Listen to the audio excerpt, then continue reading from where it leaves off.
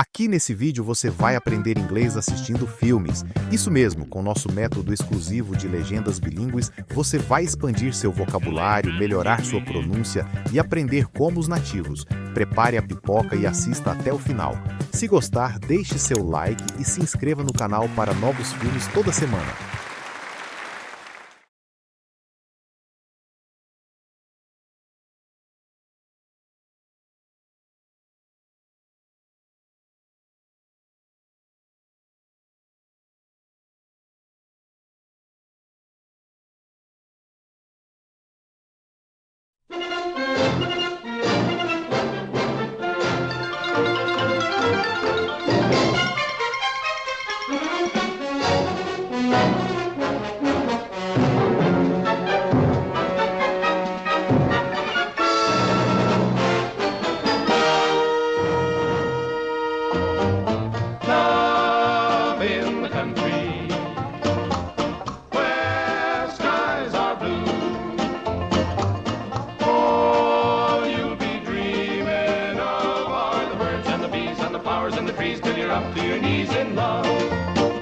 There's a tree house in the meadow below the mountain peak, the perfect place for lovers when they play hide and seek.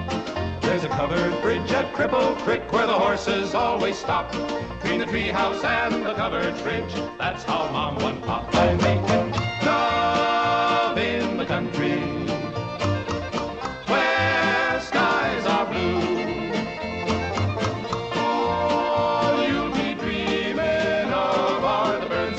And the flowers and the trees till you're up to your knees in love. There are roses on the trellis and the scent of new mown hay. The clinging vine is jealous on the fence across the way. There's a great big yellow moon above and a breeze to sing a song. Between the roses and the yellow moon, a fella can't go wrong if he makes love in the country.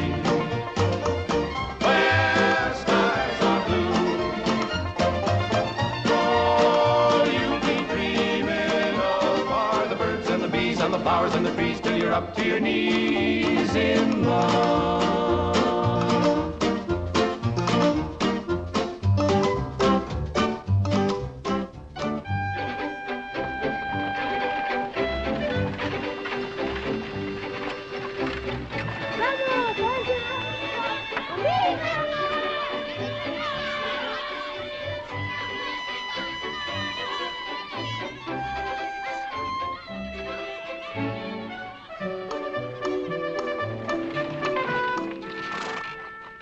Lord to goodness, not again.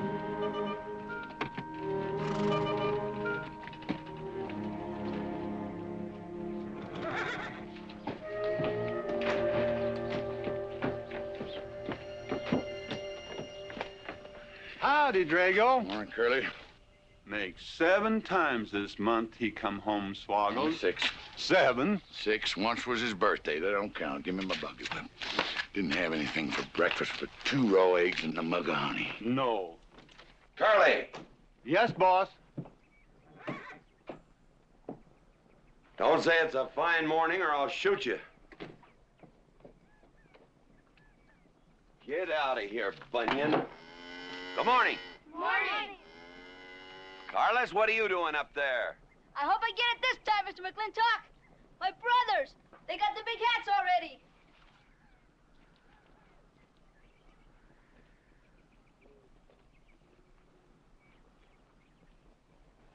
All right, let them have at it.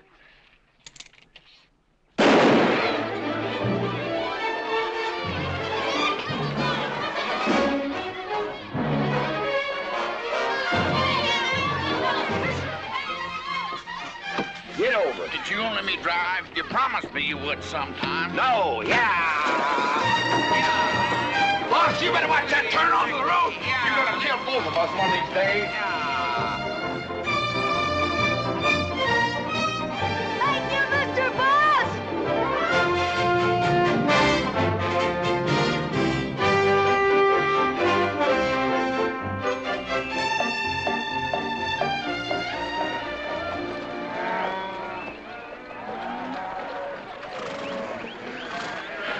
You got cattle in the back, boss.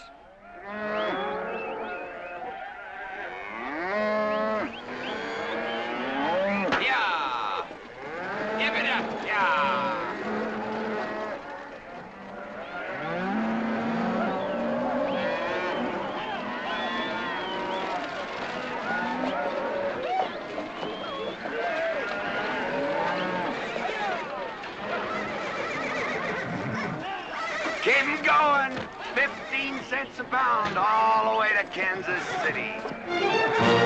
Yeah, yeah.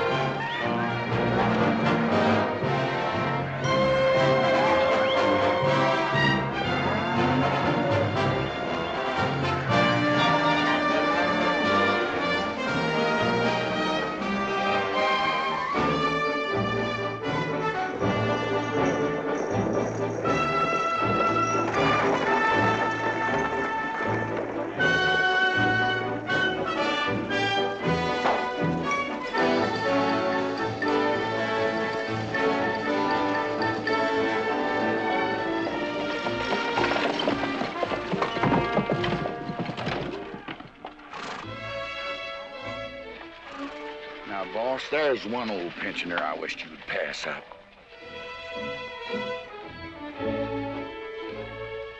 Bunny? Yeah. I knew where I'd seen his face before. He's an old timer. He's just been around town a couple of years. Oh, you have no milk of human kindness. Morning, Mr. McLintock. Morning, Bunny. Well, I can see you're in good health. Never felt better. Contrary to what you may hear. Me, my kidneys ain't what they used to be, and my liver's been leaving me bilious. Drago?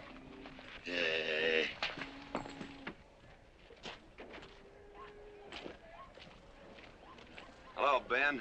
Hey, McLintock. Drago, throw that in the buggy. Yes, sir. It's a scrubby bunch of Sooners, huh? They are at that. Well, it ought to make Douglas happy, lining his pockets with land fees. What are we gonna do? I don't know what you're gonna do, Ben. Me, I do nothing. 200 families. Quarter of beef a week per family. They last 2 years. That can be a sizable number. I got 20 head to 1 of any other brand on the Mesa Verde. I'm not hollering. Some of us haven't got all the money in the world. Some of us ain't old and tired and feel like being put upon. You interest me, young Ben. Go on. So the first time I find one of our hides wearing our brand hung on one of them settlers' fences, I aim to kill me a plowboy. You do what you want, McLintock. We'll do what we want. Fellas my age generally call me GW or McLintock. Youngsters call me Mr. McLintock. All right, Mr. McLintock. Not because I'm afraid of you. You're the big he-stud of this country. And I reckon a fella my age should call you Mister. He's full grown now, GW. He's a half owner of the spread. I made him a full partner the day the doc gave me the long face. Well, you want him to vote the first time this territory becomes a state, don't you? Of course I do. If these settlers get burned out, there'll be a lot of hollering that this country's too wild to be a state. And we'll go on being a territory some more, with a lot of political appointees running it according to what they learned in some college where they think that cows are something you milk, Indians are something in front of a cigar store. I'm looking to you to hold young Ben down. I'll do what I can. Come on over to the house once in a while. We'll rack up a few hands of stud. GW, that'll be just fine.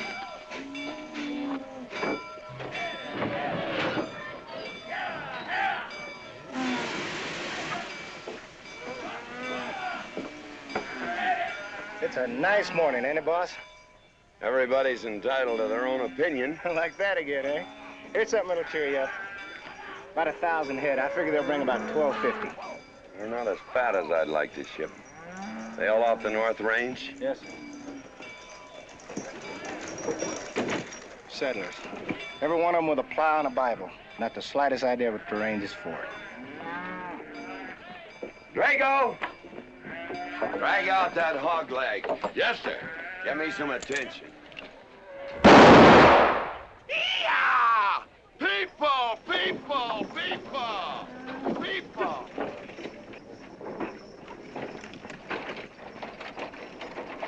Come on, all of you, gather around. People, come on, gather around. I'm McLintock. You people plan to homestead and farm the Mesa Verde. Yes, sir. The government give us each 160 acres. The government never gave anybody anything. Some years back, a lot like you came in. You had a pretty good first year, good summer, easy winter. But the next year, the last rain was in February. And by June, even the jackrabbits had sense enough to get off the mesa. Folks, do you know who that is? That's McLintock. George Washington McLintock. I told him that, Douglas. He controls the water rights on 200 square miles of range. You know that lumber you got? It came from his land. Cut by his loggers and milled in his mills. Douglas, I come close to killing you a couple of times when we were younger. Saddens me I didn't. Can you imagine a man who owns all that? Oh, and mines, too. I forgot to mention them. All that.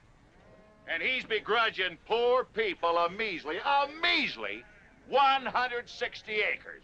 That right, Mr. McLintock? You begrudge us a little free land? There's no such thing as free land. If you make these homesteads go, you'll have earned every acre of it. But you just can't make them go on the Mesa Verde. God made that country for buffalo. Serves pretty well for cattle. But it hates the plow. And even the government should know that you can't farm 6,000 feet above sea level. Any trouble, Mr. McLintock? No trouble, Jeff.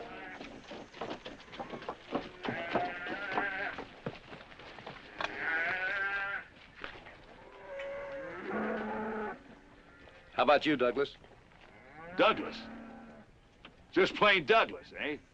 And you call him Mr. McLintock. Why? Well, Douglas, I guess it's because he earned it.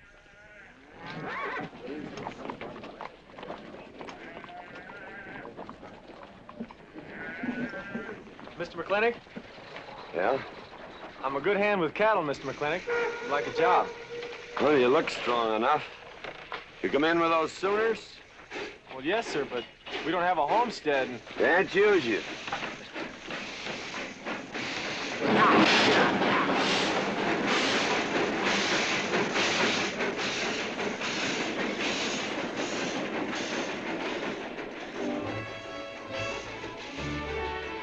Tough life, ain't it, Sonny? Hell, ain't much future in being a farmer around these parts.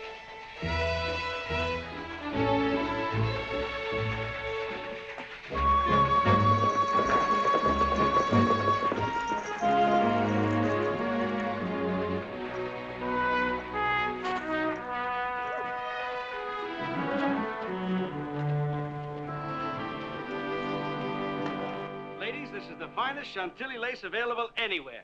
Chantilly, Mr. Birnbaum. Well, believe me, it's the best.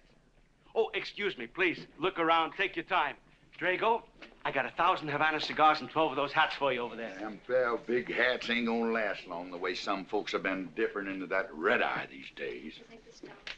Uh-oh. Good morning, G.W. Good morning. I stole some stick candy. Please, help yourself. Come on in. Davy, you can forget about saddling up the horse. Come in here. Problem? Yes. Well, if I were blacks, I'd move Queen's Bishop to King 4. Yeah, you might be right. You know, I was just starting to work this out when the letter came. Letter? It was... What happened? Don't you want me... Morning, Mr. McLintock. Morning, Davy. You being here saved me a trip. Oh, that hat and suit of clothes you picked out for my birthday?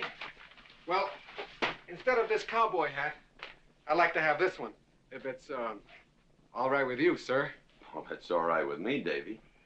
Of course, that looks like the kind of a hat a fella'd wear down Main Street to start a fight. Oh, I don't need a city hat for that.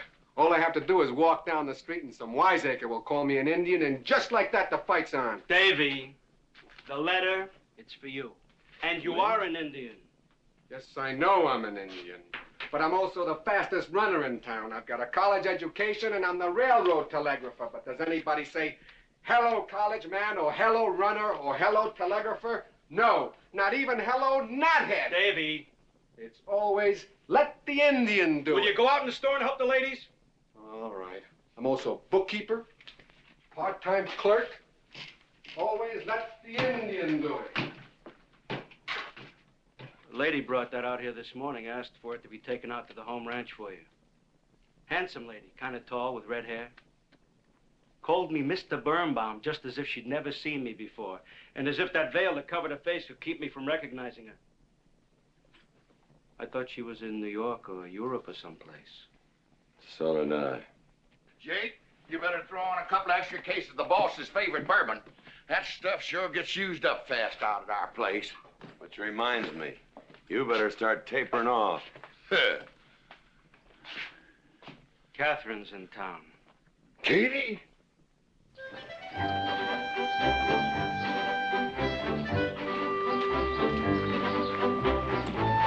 Ladies. Morning. Morning, Miss McClintock. Morning, Morning, Mr. McLintock. gentlemen.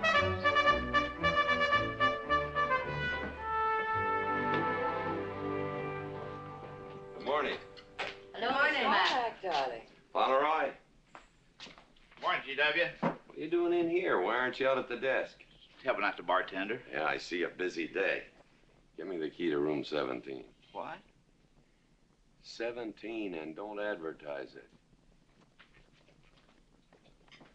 Here they come, Mr. McClintock.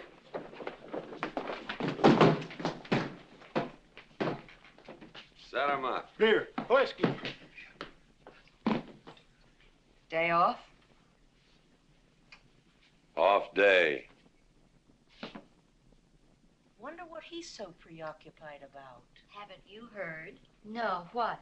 Katie's back in town. Katie? Yes, dear. The social arbiter.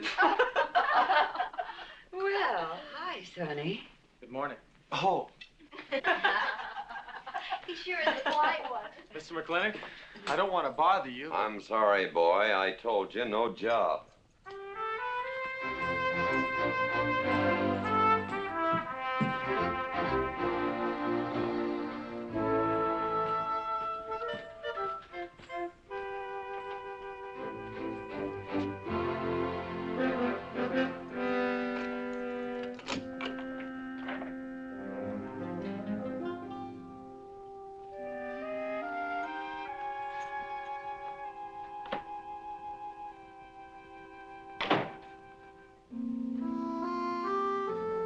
Catherine. George Washington McLintock.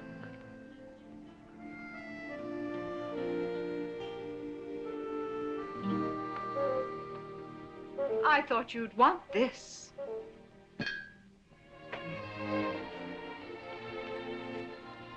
First dig of the spur. But who am I to upset your plans? Don't you feel kind of silly? I never feel silly. It's because you have no sense of humor. Why couldn't we sit down in the hotel dining room and talk about whatever it is you want to talk about? Or why couldn't you just come over to the house? And have everybody know that we're meeting. Everybody knows, and what's the difference? We're married. And that is something I should like to change.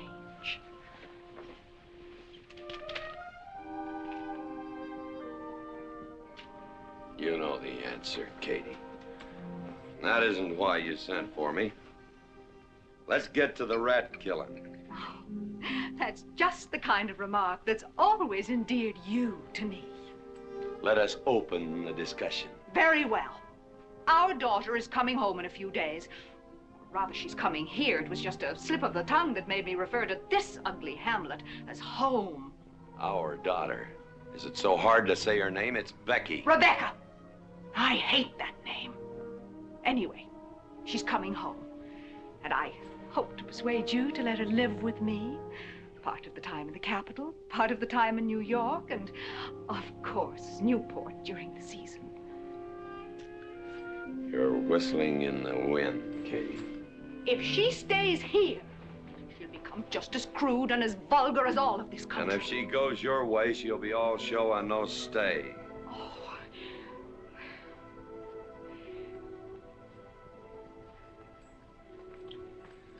No go, Kate. I hate you. Oh, how I hate you. Half the people in the world are women. Why does it have to be you that stirs me? Animal. That's the story. I saw your picture in the paper at the governor's ball. You were dancing with the governor. At least he's a gentleman. I doubt that. You have to be a man first before you're a gentleman. He misses on both counts.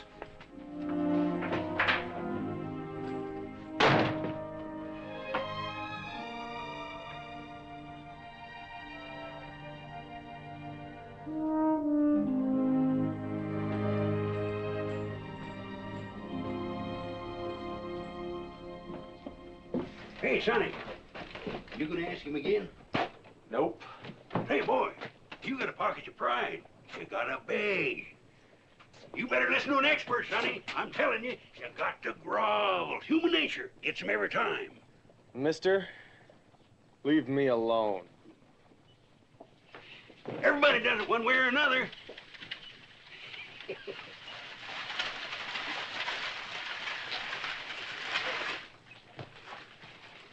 About that job, Mr. McLintock. I already told you, son, I've got no need for farmers or use for them. Just 1 minute, Mr. McLintock. My father died last month. That's how come we lost our homestead. I've got a mother and a little sister to feed. I need that job badly. What's your name? Devlin Warren. Well, you got a job, son. See my home ranch foreman. He's over at the corral.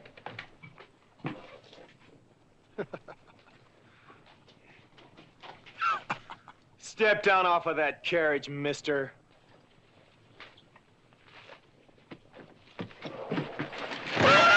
Hold that hog leg. I've been punched many a time in my life, but never for hiring anybody. I don't know what to say. Never begged before. Turn my stomach. I suppose I should have been grateful you gave me the job. Gave? Boy, you got it all wrong. I don't give jobs, I hire men. You intend to give this man a full day's work, don't you, boy? You mean you're still hiring me, Mr. McLintock? Well, yes, sir. I mean, I'll certainly deliver a fair day's work. For that, I'll pay you a fair day's wage. You won't give me anything, and I won't give you anything. We both hold up our heads. Where do you live? The settlers' encampment, down by the mine. That's your plug? Yes, sir. Well, hop on him, and we'll go get your gear.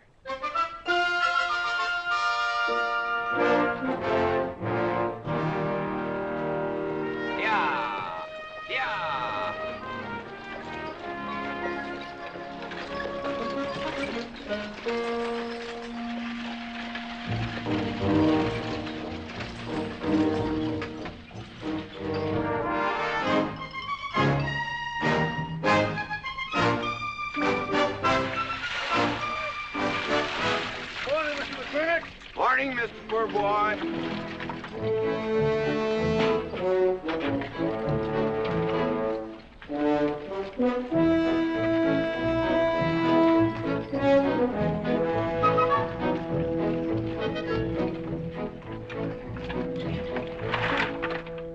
I'm sure that all you fine people are interested in knowing just what portion of this new land will be your new home.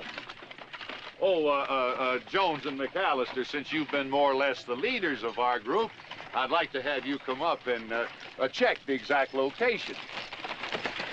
Won't be a minute, sir.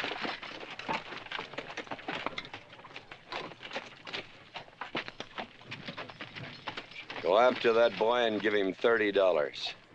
Tell him McLintock pays these riders a month in advance. From the looks of things, they could sure use it, too.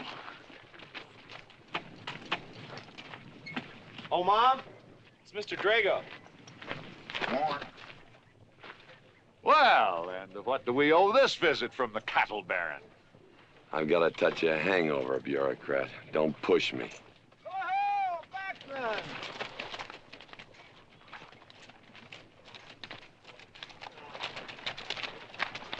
Say, those are Indians. Are there Indians in this homestead land? Friendly Indians, my boy. Oh-ho, Macklin. Oh, running buffalo. Oh, Macklin. Long time we don't get drunk together. And it's gonna be a lot longer time, because it's against the law and you're with the sheriff. And if I got my hands full, they came into town to meet the train. The old Indian chiefs are coming home. I heard they'd been pardoned. They don't know when it's arriving, this week, next week, or next month. So in the meantime, I've got to do something with them. Could I cut out a couple of headier steers to feed them? Otherwise, some of these settlers' milk cows are going to disappear. That's right, Macklin. Cut out whatever you need. Sheriff, are you going to camp these savages with all these settlers? You're asking for trouble. Mr. Douglas, I already have plenty of trouble. Please stay off my back. Running Buffalo, bring your people over to the clay slide. Go. Hello, Mr. Macklin. Tiny Mouse, it's nice to see you. You wouldn't believe it now, but 20 years ago, she was a mighty handsome maid. 20 years ago, you thought so too, Mr. Douglas.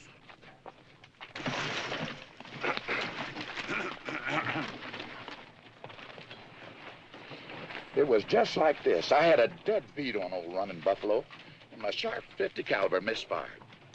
That was back in that trouble in the 40s. Remember? I remember. Hey, you want to tell you something come directly from heaven? No.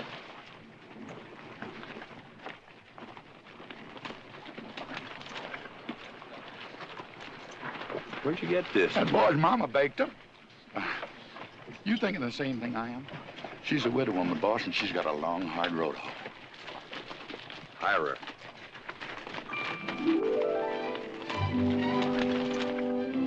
I always said you had a heap of sense. Mr. McClintock, this is my mother. Your mother? And my sister. Pleased to meet you, Mr. McClintock. Ma'am, this here's my boss, and he has a few choice words to say about your biscuits. Yes, Mr. McClintock? Huh? They're great.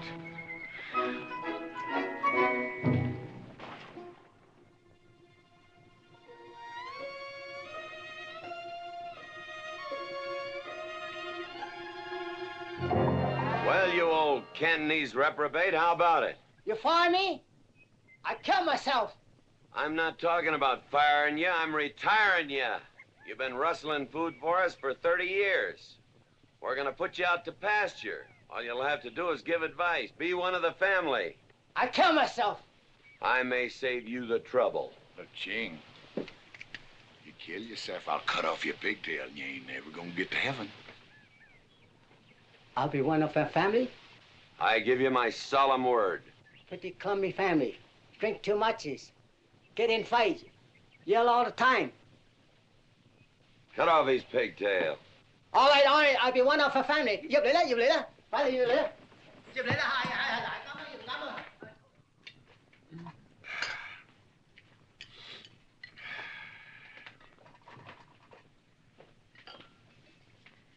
I hope everything is satisfactory.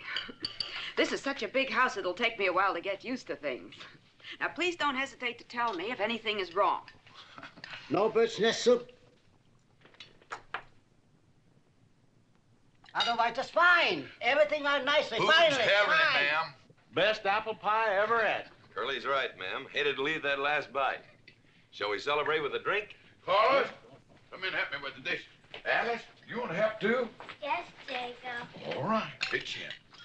Now, I'll wash and you kids can dry. Is that good here?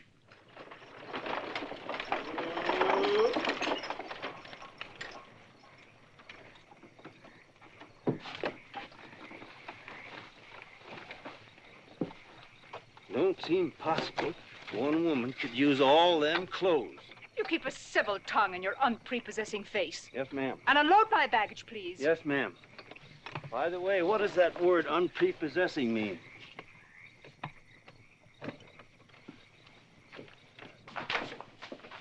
Miss McLintock. Oh, hello, Carlos. Run and help the driver with my luggage. I couldn't trust anyone else in this house to do anything correctly.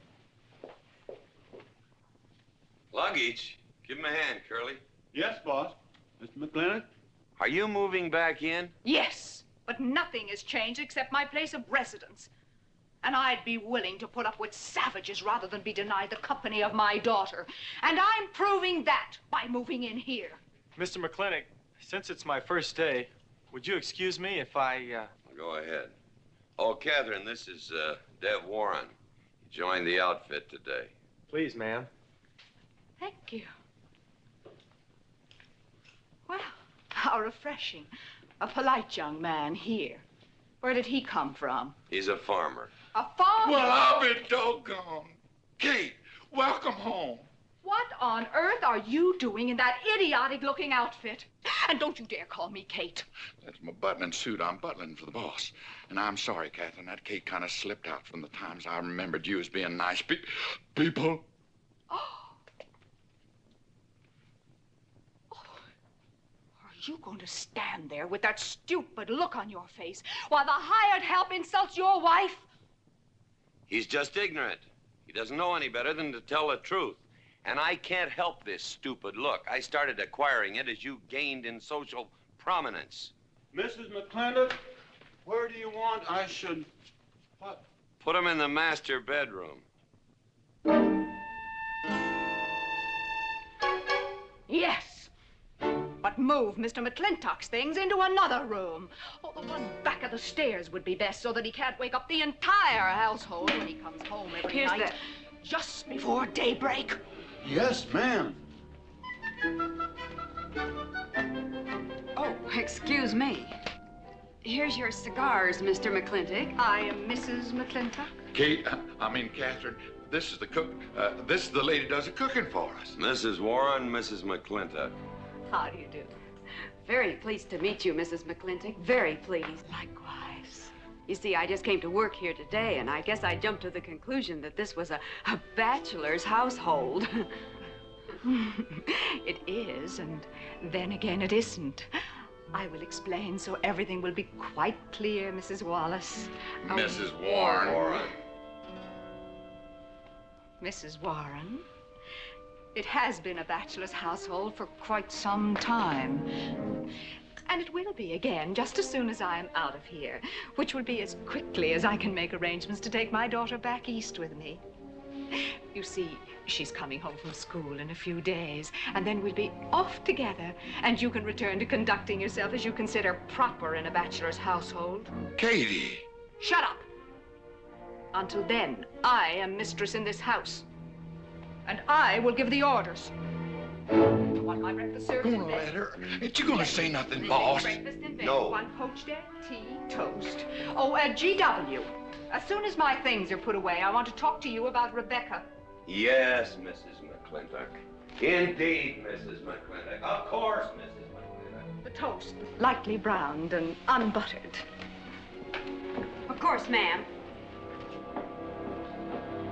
Wait a minute now, boss. Where do you think you're going? I just remembered I got a date. But she said she wanted to have a talk with you. I heard.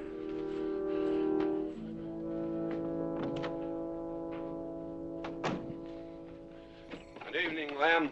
Evening, Mr. Mack. Yep. Say, Mr. Mack, what does unprepossessing mean? I was called that once, Lem. Looked it up in the dictionary. It's best you don't know what it means. Uh-huh. Thank you. You're up.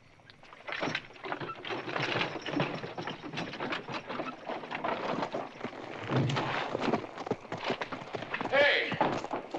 What am I gonna tell her when she asks where you went? When in doubt, tell the truth. She wouldn't expect that from you anyway. Where's Mr. McLintock going? There he goes, burning his last bridge.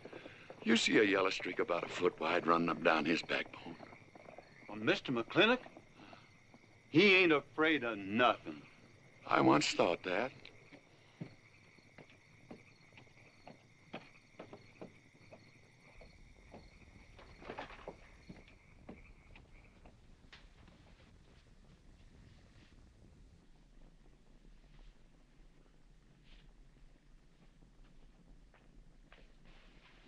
Drago?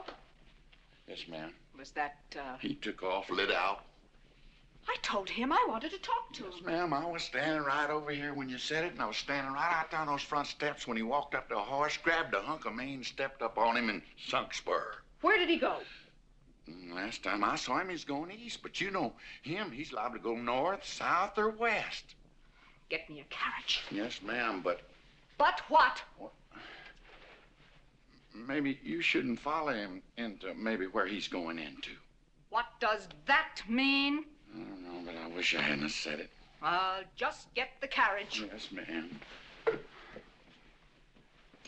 What happened? Get the brooch. Baruch? Hitch it up. She wants to go to town. But Mr. McClintock never said anything to me about it. Look, young fella, I'm the ramrod around this place, and you better start giving me a yes, sir. You're gonna get the roof of this house pulled down on your head. Yes, sir.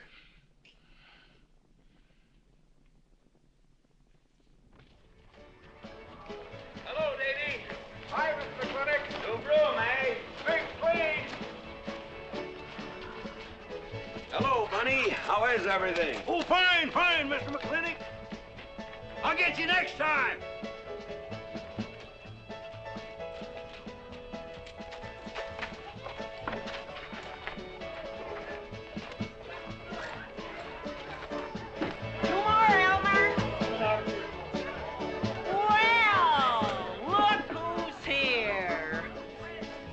What'll it be, Mac? Same as usual? Ladies. Evening, GW. Jake? Wrong move. What? Chess problem. Queen's in danger.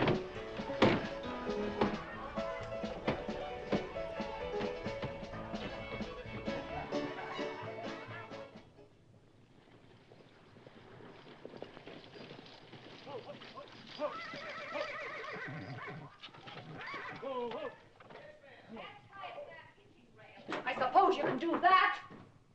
Camille, you're on your own. Mr. McClintock?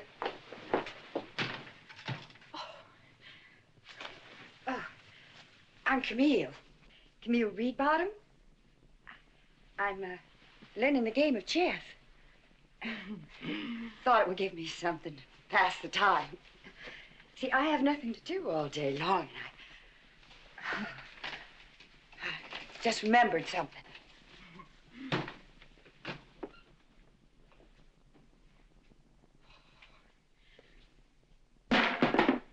Catherine, I didn't hear you come in. Mr. McClintock, I told you that I wanted to talk to you. Not now. Could I get you a glass of sherry, Catherine? Oh, thank you, Mr. Birnbaum. I could use one. I came into town behind a runaway team. Drago never could handle horses. It was that young man whose mother pretends to be your cook. Catherine, your wife. Oh, thank you, Mr. Birnbaum.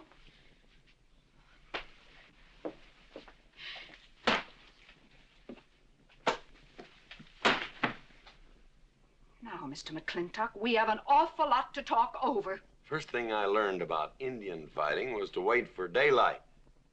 What has our conversation got to do with Indian fighting? Indian fighting is good experience for our kind of conversations. Oh. It'll wait, Catherine. Evening, Sheriff. Mr. McClintock, we had quite a ride out here. Oh, I finally got that team settled down. It's your move. No, it's your move. I just castled. Now, look here. You're not going to sit here all night long and play chess when the matter of our daughter remains unsettled. I am going to remain here and play chess, and the matter of our daughter is settled. She stays. Oh, such stubbornness. Catherine, your hair. Oh, it is a mess after that awful ride. No. It's just that I haven't seen you for a long time. And it seems to me the last time I saw you, your hair was a little darker, no?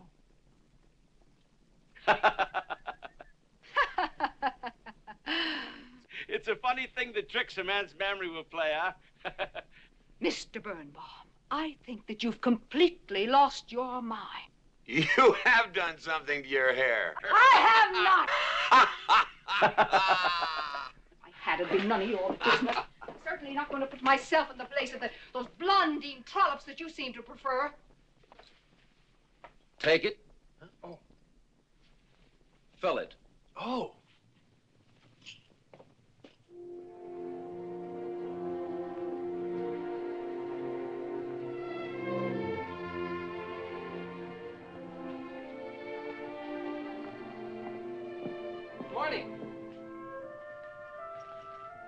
was still at it all night. McLintock never quits. But a Birnbaum has to. Besides, the game is over. You got me. Oh, no, Mr. Birnbaum. You still got a good game.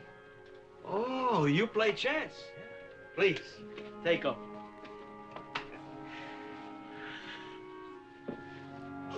Pretty good.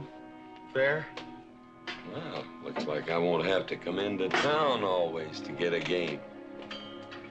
Remember, I'm a bad loser.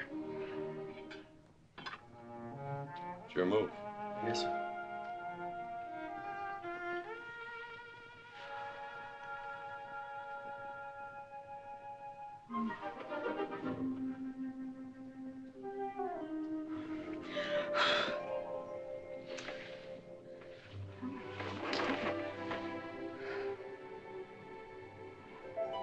Good morning. Good morning. Oh, it's not morning already. Mm-hmm. Cup of coffee? Oh, yes, thanks, Jake. You're welcome, Catherine. Got any cream? Canned cow's milk. That'll do. Good old condensed milk. That reminds me. I was cleaning out my desk the other day. I found something I wanted to return to you.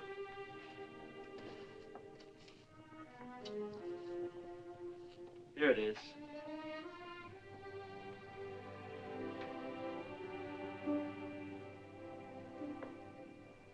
It's a medal, remember?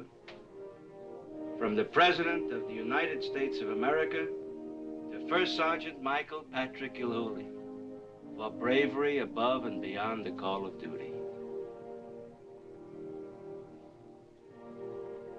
It's your papa. Reminds me of the first time I ever saw you. It was over 17 years ago. You walked into my store, not much bigger than the bundle you were carrying. And in the bundle was the most beautiful baby I ever saw. And was she hungry? You walked all the way from Superstition Creek just to trade me that medal for a case of canned milk. GW was off somewhere as usual, fighting Indians. Sheriff! Sheriff Lord! Well, have you seen the sheriff? Kind of early for him. To try his house? Why didn't I think of that? Looks like Birnbaum's is open. Maybe somebody in here knows. So there you are, Sheriff. I told you you were headed for trouble. Trouble? I want to know by whose authority you let those Indians stay in town. Those savages are wards of the government, and I am the representative of I that told Sheriff Lord that he could put him up down by the clay side. Because the town's named after him, he thinks he owns it. Well, you check the books in the recorder's office, and you'll find I do own a fair piece of it. Agard, if you knew anything about Indians, you'd know that they're doing their level best to put up with our so-called benevolent patronage, in spite of the nincompoops that have been put in charge of it. Those Indians need my permission to leave the reservation. Those chiefs have been giving orders all their lives. It's pretty hard for them to understand that they have to hold up their hand like a schoolboy in a classroom. The law is very clear. I told you you'd get no satisfaction from these people. But we'll get the girl back. Girl? The girl the Indians kidnapped. But don't worry. I armed the settlers and set them to rounding up those red devils. What is this about a girl? Millie Jones, one of the settlers' daughters. The Indians kidnapped her. That's ridiculous. And you turn loose a lot of farmers with shotguns? I certainly did. You're insane. Let's go, Sheriff. Mr. Douglas, Oh, Miss McLintock. much as I hate to agree with GW about anything, you haven't changed a bit. You're still an hysterical fool.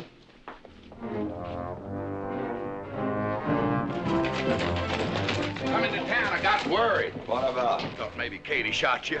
Not yet, Drago, but it took restraint. Wait a minute. You better take Agard along. Not that he'll be much help. Drago, have him on the horse.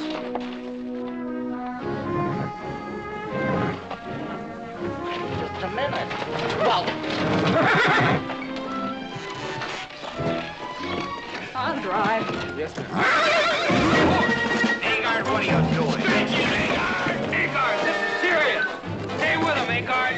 Stay with him. Agar, will you stop showing off and getting this buggy? Mercy. Mercy. That horse is a little green.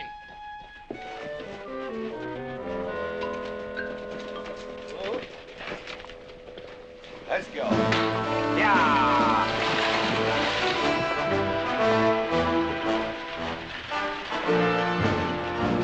Just where do you think you're going? Don't use that range, boss. Tone of voice with me.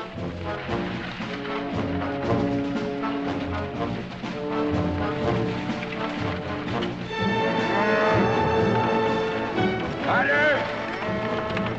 Headed for Mr. Poor Boy's mine. Mount up some riders. Right, boss. You heard the man.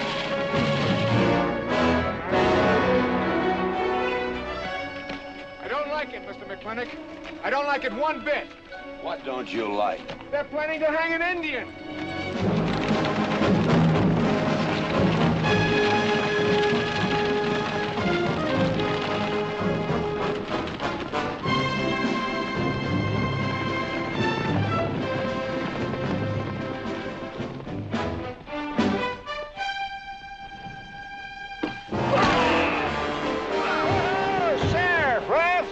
Where's the whiskey?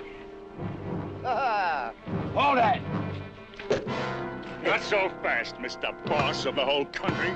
Unless you want to wear a big hole in your middle. How long is GW going to let that cheechawker push him around? That cheechawker has a sawed-off shotgun. How do you know she didn't wander off someplace or meet some fella or something? What are you saying? That I didn't raise my girl right? That she'd wander off all night with some man? There's a lot of things I'm not saying to you, mister. Well, you got a sawed-off shotgun in my middle. But how do you know this Indian had anything to do with it? She's gone, ain't she? She's gone. Pa! Pa! I'm over here! Pa! Been looking for me, Pa? Where you been, gal? Young Ben took me for a sunrise ride, and the horse wandered away. You come down over there. But, Pa! She's telling the truth, Mr. McClintock. We wasn't doing nothing. Well, that's not important right now. The important thing is that you don't draw that hog leg, or this'll be worse than Dodge City on Saturday night. You get on, back to the wagon. I'll tend to you later. Now for this young whippersnapper. Now, no harm has been done. And young Ben here is one of the nicest boys in the territory, so just put down that shotgun and I'll let's teach forget him to fool with Mike. Now, we'll all calm down. Boss, he's just a little excited. I know. I'm going to use good judgment. I haven't lost my temper in 40 years. But, Pilgrim, you caused a lot of trouble this morning. Might have got somebody killed. And somebody ought to belt you in the mouth. But I won't. I won't. The hell I will.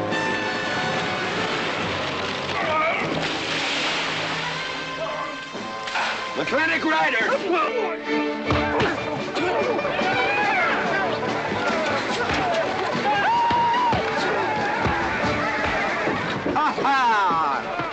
Oh, Markland! Hey, Buster! Remember me?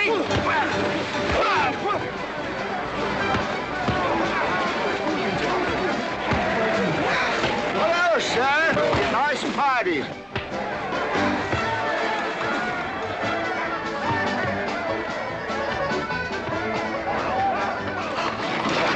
Do you think you ought to? I ought to what?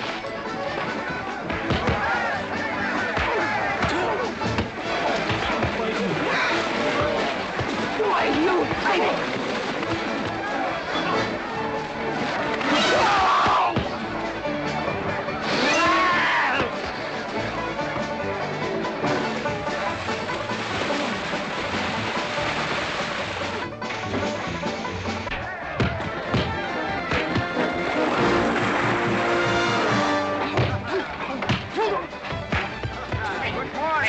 I want to work with you.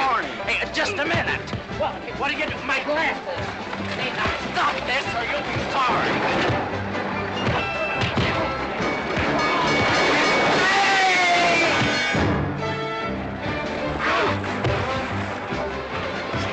out of this, Jake. It's everybody's war!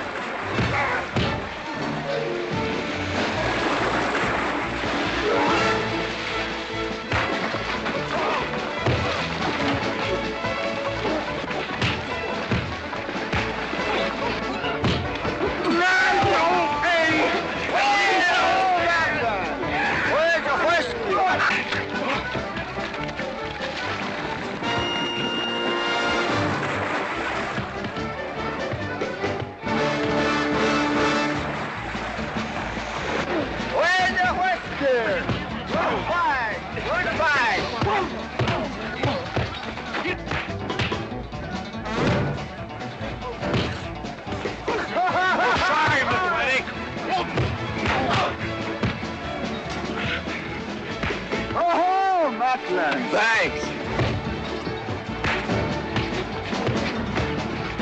Ha-ha! It's very funny. Yeah, very funny.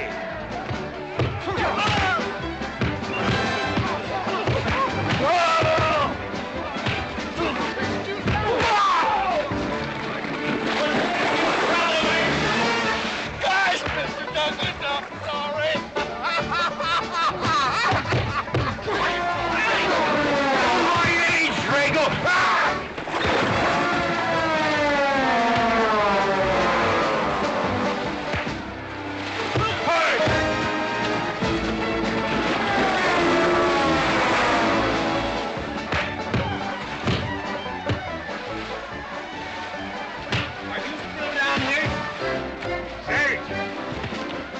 Wanting away, huh? Honest, Mr. Jones, honest.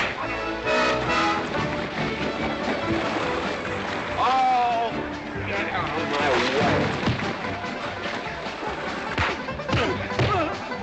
Nice left. Thanks. And I went to college. For this, you don't need college. You're not getting me down there.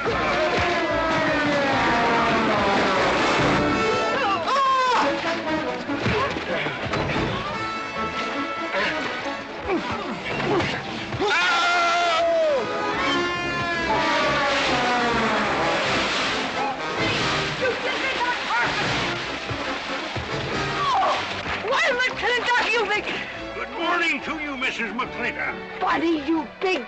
Yowie!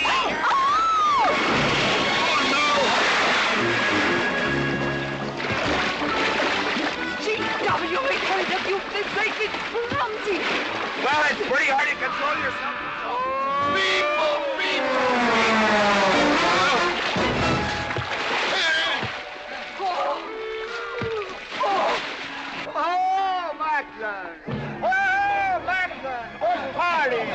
But no whiskey.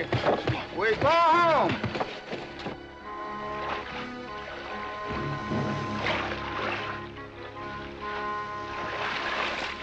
You and your friends. Well, we at least saved your hat.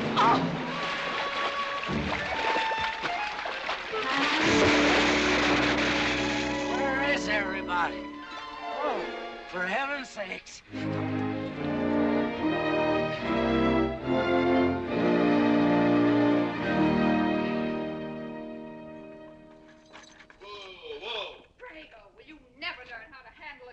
Yes, ma'am, I'll sure try. I'll tell you that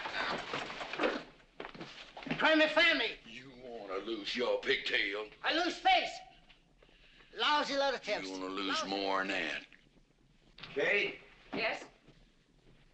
We could be a big help to one another. Like what, may I ask? Well, we could wash the mud off of each other. We used to have quite good times doing that sort of thing. There are a lot of things we used to do. Good night, Mr. McLintock.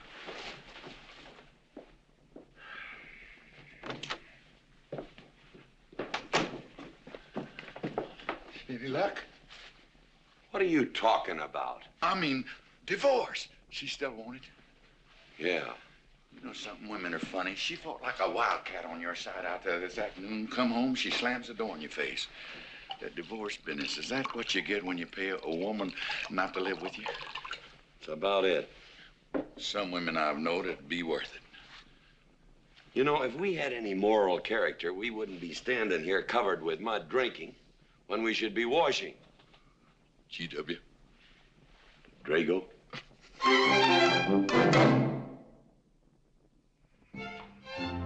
Miss Warren, these biscuits. Mmm.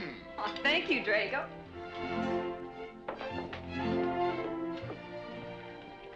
Good morning, Mrs. Warren. Good morning, Mr. McLintock. Breakfast for the boss? If that's the way you want it, Mr. McLintock.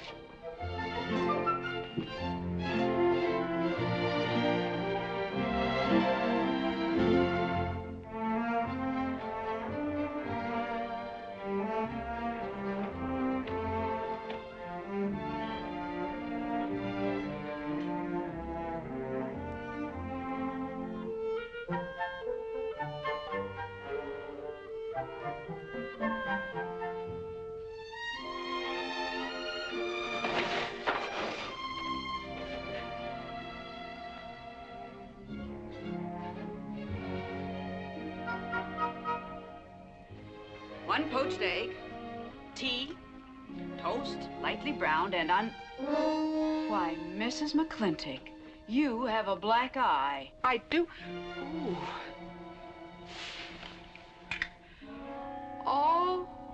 Oh, and Becky's coming home today. And that's not all. There's a little something we'd better get settled. There are no men listening now, so we can be ourselves. Oh, sure, I let you get away with all that guff the other night. But now that we're alone... When I want the opinion of the hired help, I'll ask for it. You know, you could wind up with 2 black eyes. What? Oh, I realize you had to put on that big act. We always have to just before we get ready to forgive them. Generally for something they haven't done. But you and I both know that's just to keep them from getting the idea they run things. McLintock give you that black eye? No. Nobody gave it to me. I won it.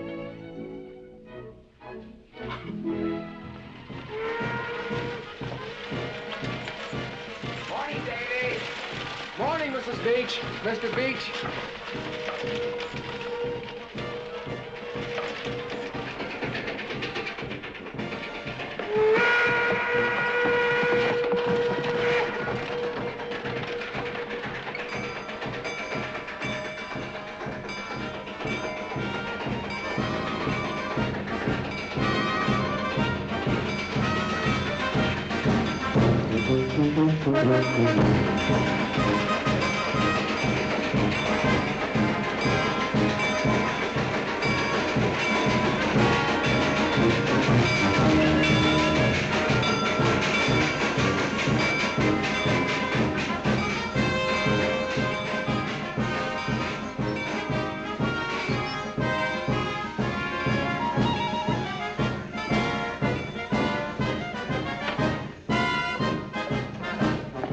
Why, Miss Becky, welcome home. Hi, Dad. My boy. Good to see you again. Daddy! Well, Daddy! Oh. It's been 2 long years. I guess I'm gonna have to stop calling you Tomboy. Oh, Becky. Mama! Oh, darling. Mama. I wasn't sure you'd be Oh, here. I've been here a few days. Oh, Becky, I bought you 3 of the most beautiful dresses. Oh, Mama. Uncle Drago! Oh! Did you bring your old uncle a coming home present? Sure did. What is it? A mustache cup. And what did you get me? Prettiest Palomino pony that ever packed a saddle. Broke the stand, drowned, tie, and the counter. Oh! Uncle Jake! Oh! What are you doing with Mr. Douglas's tuba? Oh, Mr. Douglas has had a little accident. I brought you a whole shipment of licorice sticks. But now that I've seen how much you've grown, I think we better exchange them for a couple of bolts of dress goods, huh? Thank you. Oh, the mayor was going to be here, but he had to go to the territorial capital on a horse theft matter. But I'm going to give his speech. Oh, and don't worry about the mayor. I'm sure that he can find a bill of sale for the horse.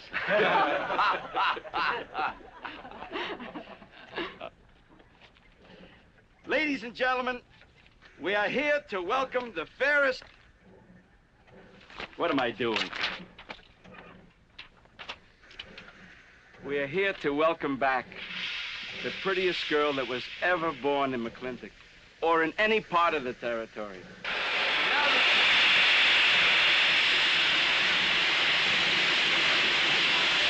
Hey, Davey! Yeah? I got something for you. Yardmaster up at the junction told me to let him ride, so I locked him in here. I've had my scalp a long time, and I aim to keep it.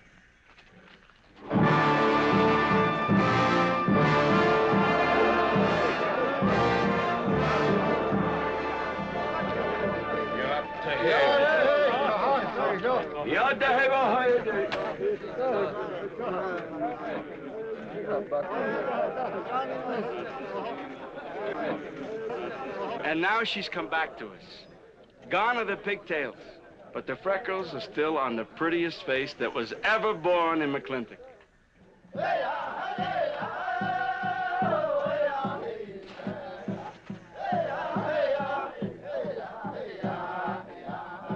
Hey, that's Puma. And it's true. The government did turn them loose. Good old Puma. I'll never forget when he brought GW home. Your father had a hole in his chest and 104 fever. Of course, they weren't very mannerly about it. He came past the house at a high lope and threw him on the doorstep. And you do remember them good old days, don't you, Katie? Catherine.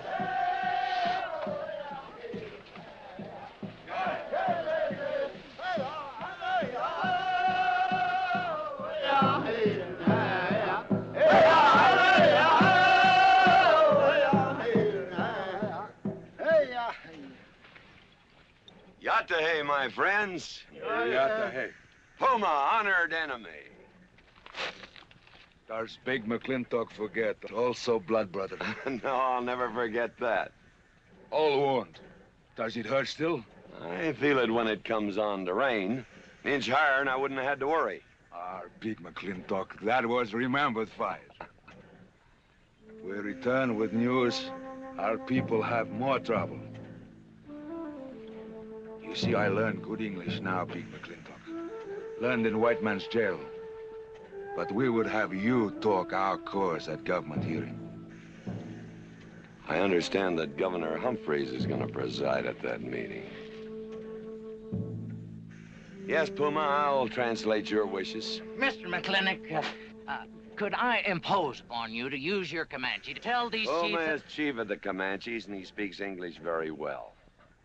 Oh, well, your people will have to follow my instructions to the letter. It is the law of the land. Well, now, just a minute. Well, for heaven's sakes.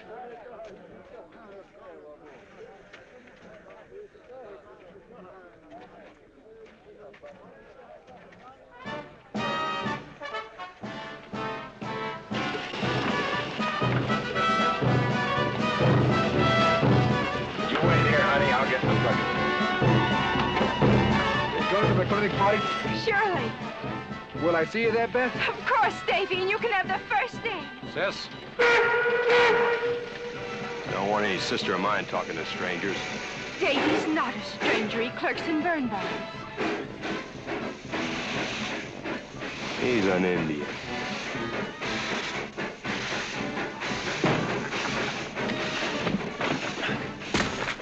Darn you, Drago! Now look what you've done. Baby, this is Devlin Warren. He works for you, Papa. Dev, this is Miss Becky McLintock. Those are my things. Yes, ma'am. Oh, I'd have known you anywhere, Miss Becky. What do you mean? Oh, I mean, you look so much like your mother. Well, even prettier. Oh, Mr. Warren. Mother's much prettier than I am. Many a fight started with words like that. Come on, get in the boat. Hello, Ching. We got chili pie for dinner. Oh, I'm not cooking. No, he's not. Junior! Yes, Miss Becky. You remember Junior Douglas, Mama? Oh, of course. How's college? Valedictorian, 95. Oh, congratulations. Oh, Mr. and Mrs. Douglas, we will see you at the party, of course. Oh, delighted. Well, it'll be pretty hard to keep young Matt away. Yes, sir. Drago? Yes, boss. Baggage all on it. G.W. You remember young Junior? Oh, yes. Like father, like son. Mr. McLintock, I hope you don't think I'm being presumptuous in asking for the honor of calling on Miss Rebecca. Well, there she is. Ask her yourself. Thank you, sir. Ching, now I'm going to get fired. Get up out of here. Thank you, sir. Thank you. How do you know me, man? See you at the party, Junior! Yeah. Yeah. Yeah, what? Like father, like son. What did he mean, Matthew? Come on, Ching. Grab a root and growl. 我係佢工人，唔認真做工。我係嗰啲人，我生唔係乜嘢生活做啊？我呀，做晒錯啊！ Well, you're doing a good job, Miss McLintock. Thank you, Miss Flora. Deb, when you're finished there, go over and help Drago with the beer cakes. Yes, Mom. Deb, could you come and help me a minute?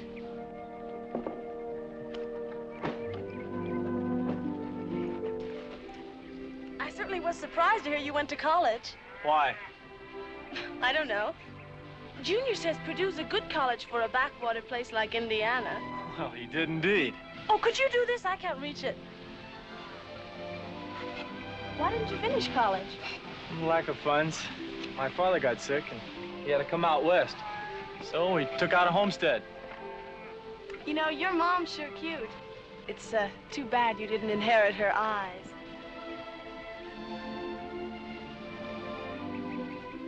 Well, you'd been lucky if you'd inherited a few things from your father. Oh, really? For instance? There's common sense, for instance. Common sense? Yeah. You don't see him being fooled by some dude like Junior Douglas. Junior's not a dude. He's nifty. This needs a woman's touch. And besides, he got a letter at college. What sport? Glee club. Very strenuous. Don't you dare hug me! Oh! I have no intention of hugging you. Oh!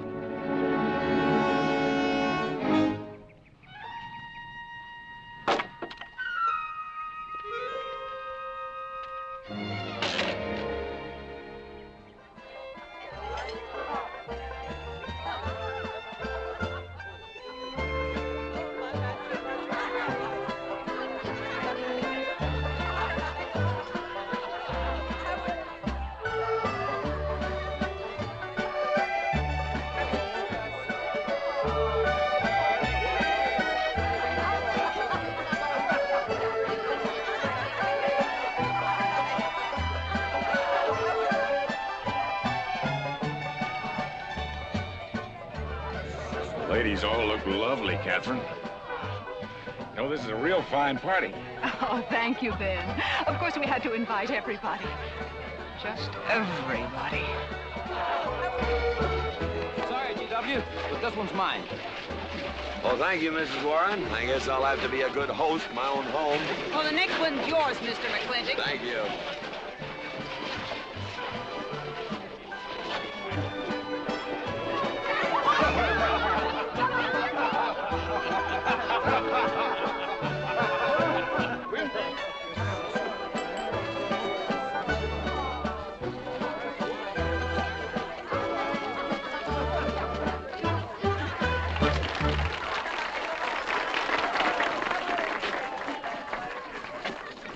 Drago, go and do what I told you to do. Oh, Katie. Catherine, do as you're told. Oh, Drago, do this. Drago, do that. Yeah! People, people, people. This Douglas feller. Drago! Yes, ma'am. Matt Douglas, Jr. is going to bring you folks some of the latest terpsichorean dance steps, brand new, brought by him directly from New York City. All right, Mr. Fiddler.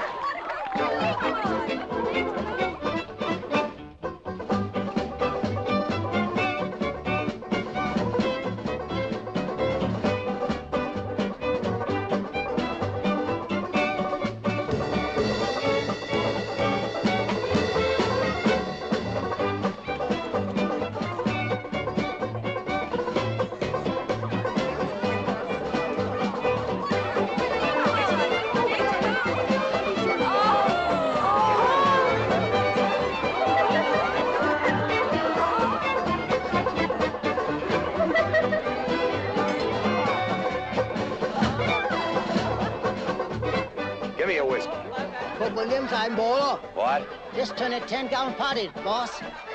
We'll run out of whiskey. Well, I can take care of that, Jake.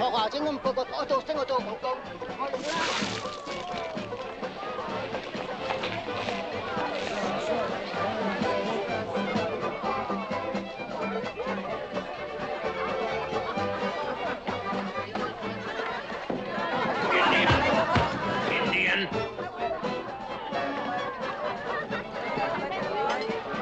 And you still got any ideas about asking my sister to dance? Get up and we can do this all over again. Yes! That's enough. You fought it. It's all over. Quit butting in, Birnbaum. He's a hired man, not your son. Look, you fought him fair and square. I don't think it was so fair and square. Well, you want to take up where he left off? If I did, you wouldn't find it so easy.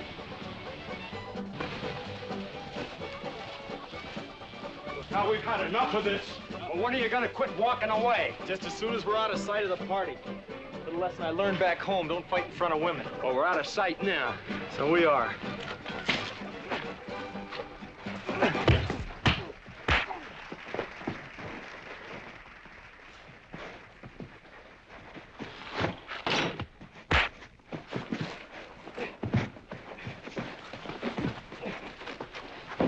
Such vulgarity. Someone should do something about it. You're right. Absolutely right.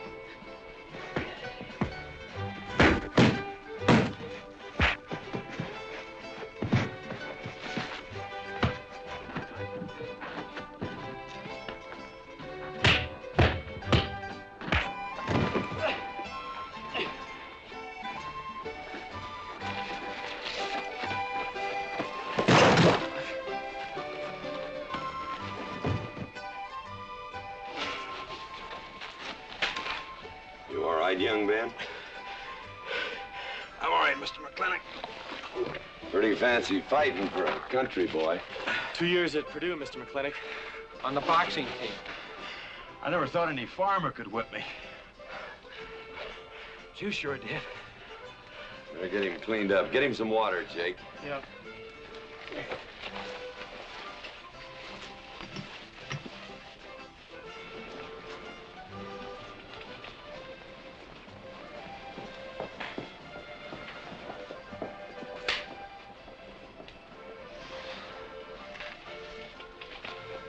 Get yourself cleaned up. Go ask that girl for a dance. Who? Oh! Did I miss one? Oh. Where is he? I'll find him, that young whippersnapper. Trouble. Where is that farmer boy? Where is he? Where is he, G.W.? Oh, so you're the young farmer boy that whipped my nephew. Well, I'm Fauntleroy Sage, young Ben's uncle. Well, I'm no farmer, but if you're young Ben's uncle, yes, I whipped him. And you're intruding. What's intruding mean? Butting in. Oh, so he's insulting me. Well, then I got another reason for walloping him. Besides, on account of him thrashing my nephew, young Ben. Fauntleroy, you can't get mixed up in these youngsters' quarrel. Family honor. I can't have said a farmer whipped a sage. You're twice his size. Don't let that bother you, Mr. McLintock. Mr. Fauntleroy insists. I'll just have to teach him the same lesson.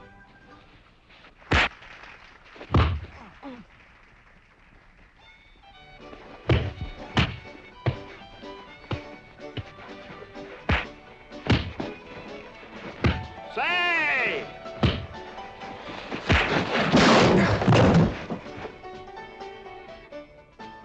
Sorry, young feller. Hate to have to do that, young fella. No hard feelings. Not yet. Not yet what? I mean, that isn't all. Now, wait a minute. Fauntleroy, we're gonna make this a fair fight. Of course we are. Of course we are, G.W. There'll be none of this. I wouldn't do that, G.W. You wouldn't do... No, I wouldn't do that. And Dev, I don't want you kicking Fauntleroy in the knee. He didn't do no such thing. And none of this nose twisting. He's all yours.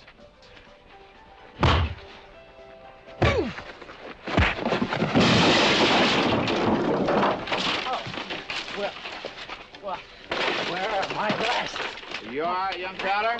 Ouch! I'm all right. This Indian agent will stop stepping all over me. I beg your pardon. He dug you. You're just funning me. But I want you to know that boy fought me a fair fight. Well, I'm glad to hear that, Fauntleroy. Here's my uncle. Fauntleroy, what have you been doing?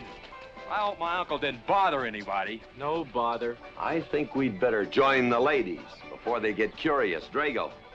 Fauntleroy, let's line them all up for a do-si-do. Jake, you think tincture of arnica would help? Could be. Used to help you. Gentlemen, to the medicine cabinet.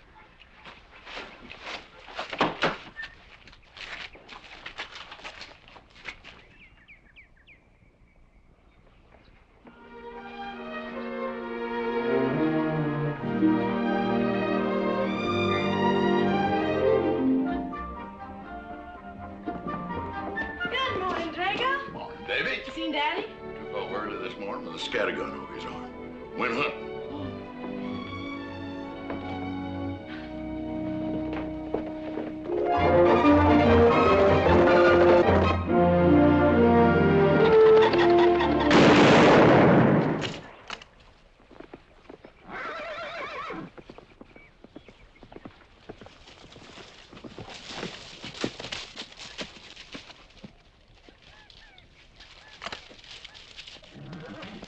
Morning, Daddy. Good afternoon. I'll get you out so early. There's something I have to get straight in my mind. Yeah? What? Mama.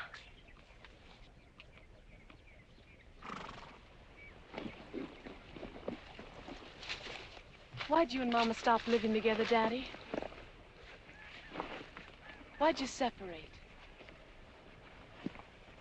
Aren't you going to answer me? No, It's sort of my business, I think. I don't. Is it another woman? Usually is. At your age, you always know what's usual. Is it Mrs. Warren? Becky, I don't want to start laying the law down your first day back home. But I'll have no more such talk. First time I ever saw Mrs. Warren was last week. She has a job here at which she's very good. And I hope you'll have the good manners to not pry into other people's business. Your mother's and mine. Pretty good shot, Daddy. Oh, I can understand your trouble. Mama's often so, well, so petulant. Petulant? You learned a lot of words back east, Becky. Wish to God they'd have taught you some meanings. You were only about 6 months old when your mother stayed alone with you in a sod hut under 8 foot of snow, while I moved the herd 300 miles south to try and save it. Saved about half of it. You were a little more than a year old at the time of the great Comanche raids. We stood off 500 Plains Indians for 9 days. Petulant, Becky? I think you better go on home. See that Ching gets those birds.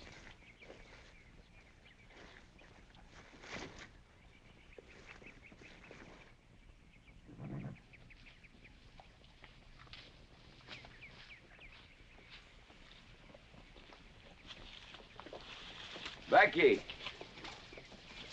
come here.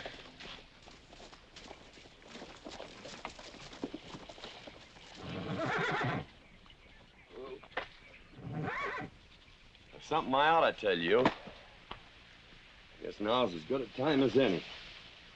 You're gonna have every young buck west of the Missouri around here trying to marry you. Mostly because you're a handsome filly. But partly because I own everything in this country from here to there. They'll think you're gonna inherit it. Well, you're not. You're gonna leave most of it to, well, to the nation, really. For a park where no lumberman will cut down all the trees for houses with leaky roofs. Nobody will kill all the beaver for hats for dudes, nor murder the buffalo for robes. What I'm gonna give you is a 500-cow spread on the upper Green River. Now, that may not seem like much. It's more than we had, your mother and I. Some folks are gonna say I'm doing all this so I can sit up in the hereafter and look down on a park named after me. Or that I was disappointed in you. Didn't want you to get all that money. But the real reason, Becky, is because I love you. And I want you and some young man to have what I had. Because all the gold in the United States Treasury and all the harp music in heaven can't equal what happens between a man and a woman with all that growing together. I can't explain it any better than that.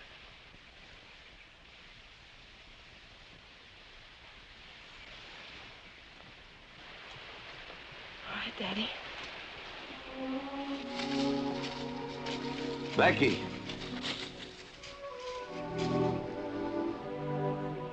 When you're as old as I am, you'll thank me for this. Daddy, I'm full grown. I wasn't worrying about me. I was thinking about you and Mama.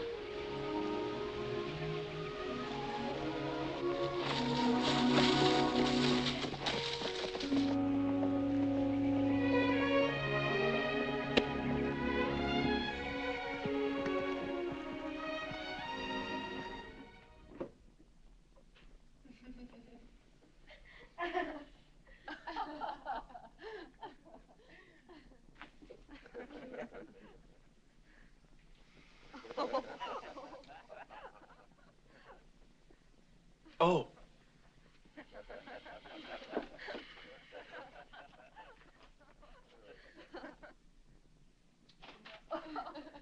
Well, sir, all three of them fell right out of the carriage. Well, it's getting rather late, Becky. It's bedtime. Oh, Mother. He brought this. He must have intended to use it. Oh, well. Sing us a song. Well, if you really want me to. Gosh, I haven't played in You quite know just right for me. Sure. It's the rage now. Oh. Oh. Dev, what are you doing? Oh. I just thought I'd get another cigar. Well, you've got one in your mouth and two burning in the tray. Not move. Fellas want me to play all the time. You're cuter than a baby steer and softer than a mouse's ear. I want the whole wide world to hear. You're just right for me. You're sweeter than... Oh, no, not that rhythm, Junior. Do it the way they do at the plaza. I know the words. Sure, Becky. Will you sing with me? Of course. All right.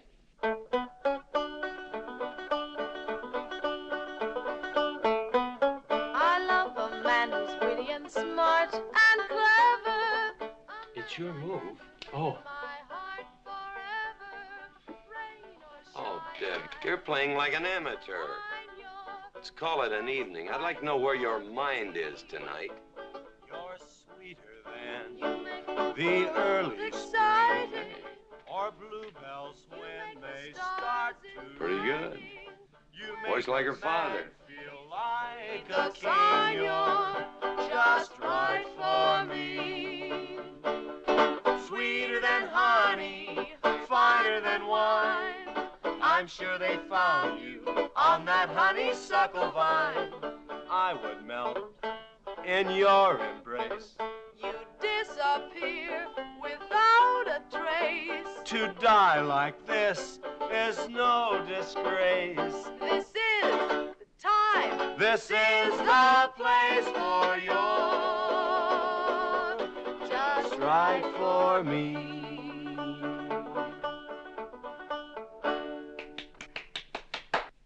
Well, that's so good, I kind of hate to break this up.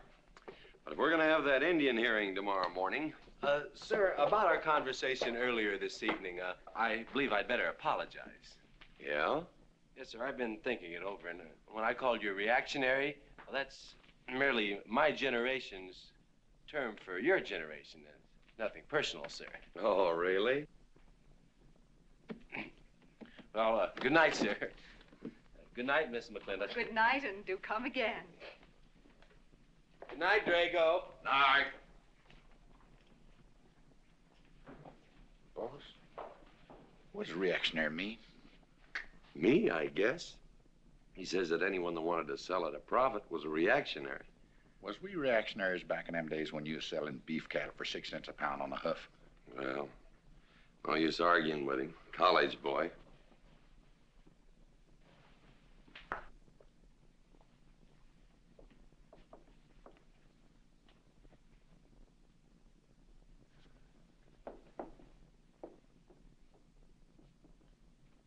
Devlin Warren, if you was my kind of man, you wouldn't let some dude walk off with the prettiest girl west of Denver without putting up some kind of fight. Does it show?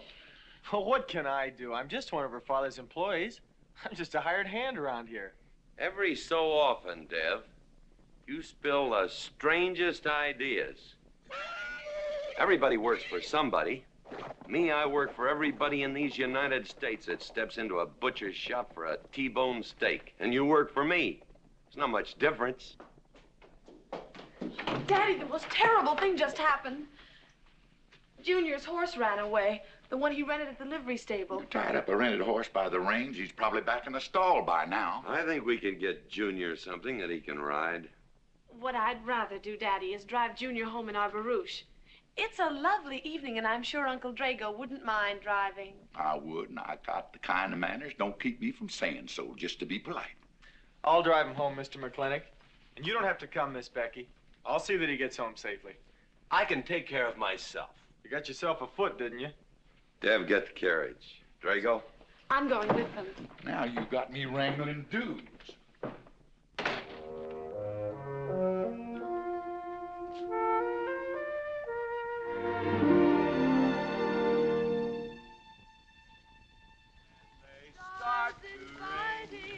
You make a man feel like a king. Just right for me. Miss Becky, somebody better help me watch the road. You know, I'm new around here. Might take the wrong turn off. Devlin Warren, you know there isn't a turnoff between here and town. You disappear without a trace. To die like this is no disgrace. This is time. This is the Devlin Warren, what are you trying to do? Kill us? Rather have your friend drive?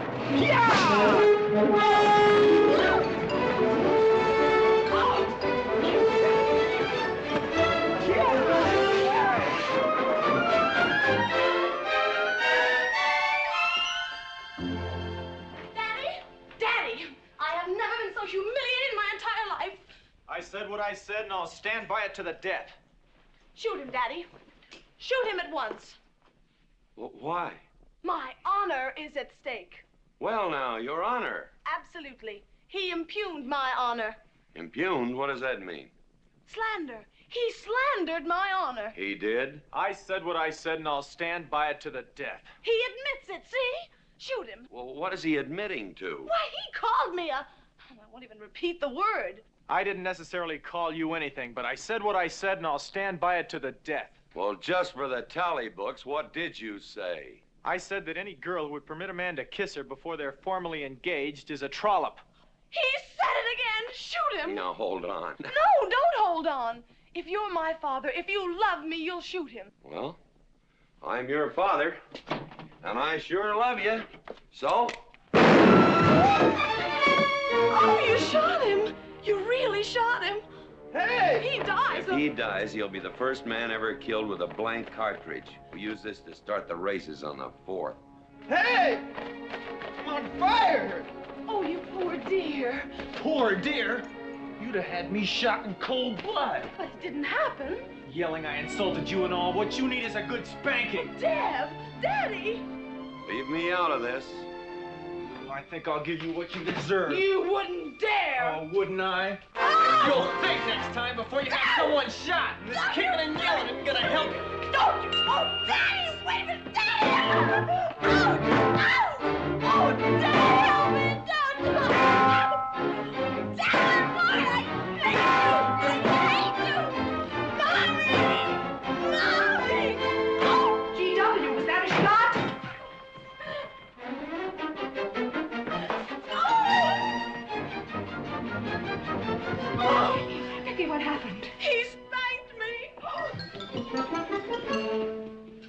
spanked my daughter?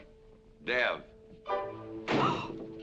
You mean you stood there while that brute beat our daughter? G.W., what's happened to you in the last 2 years? Better part of valor, son. Oh, isn't it enough that you've always treated me like a squaw without subjecting dear, sweet Becky to this crude, vulgar way of Catherine, life? you women are always raising hell about one thing when it's something else you're really sore about. Oh. Don't you think it's about time you told me what put the burr under your saddle about me? I don't intend to stand here and hold a midnight conversation with an intoxicated man.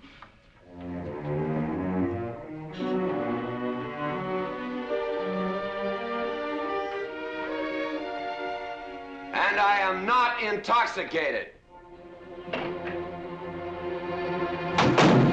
Yet.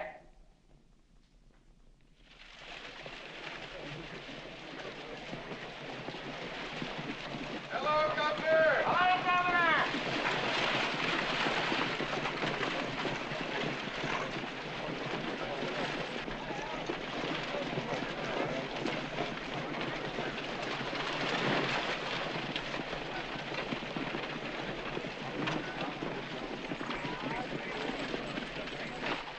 Chief Puma? Yes, Sergeant.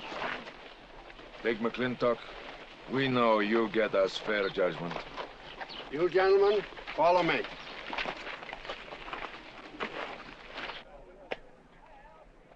Well, Jake? GW?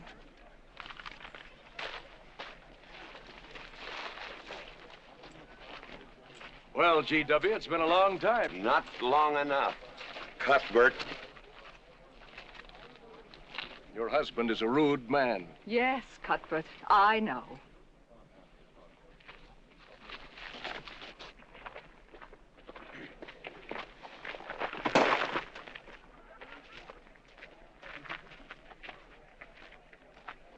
Where you want the Indians, Mr. McLintock? Mr. McLintock is not running this hearing. Sergeant, seat those Indians. Yes. Gentlemen, be seated. You know, the whole tribe here want to come into town. Proceed, Lieutenant. This hearing is now in session. Governor Cuthbert Humphreys presiding. Good luck, Daddy. Afraid it's a packed court. Government Edict number 826 has ordered that the Comanche Nation be transferred from their present reservation to Fort Sill. It is the government's claim, as filed by Indian Agent Agard, that these chiefs, after being released from prison by a kindly government, did then rouse and incite defiance among the tribe against said order. It seems, gentlemen, that although some of these chiefs speak English, Chief Puma is quite at home in our language, they have chosen Mr. McLintock to be their spokesman. I speak for the Comanche. Or rather, I offer this translation. Proceed, Mr. McLintock.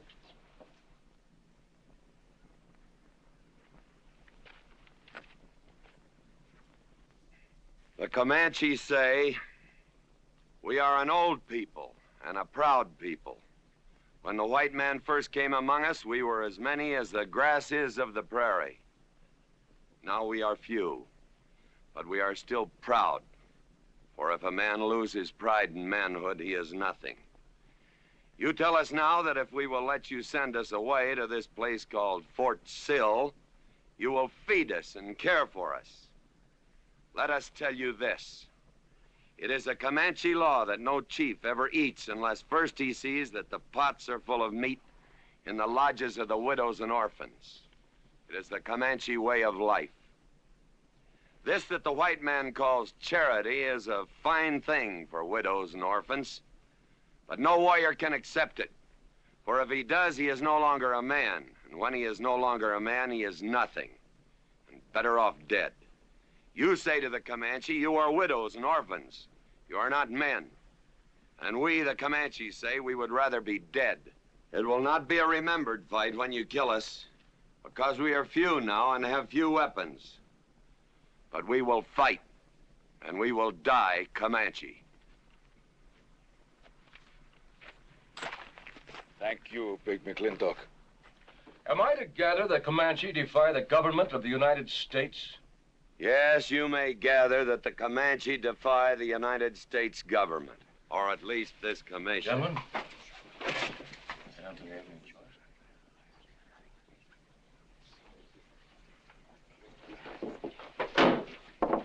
It is the order of this court that these chiefs be incarcerated until such time as the detachment of United States cavalry be made available to escort them and the Comanche Nation to Fort Sill. This court is adjourned. Oh, McLintock! You are important chief amongst these white people. Sway them. Have them give us few guns to make the fight worthwhile. Let us have one last remembered fight for end of Comanche. I almost wish I could arrange that, Puma. Ahalani cha. Ahalani cha. Sergeant? Yes. Good God. Carry on. Gentlemen.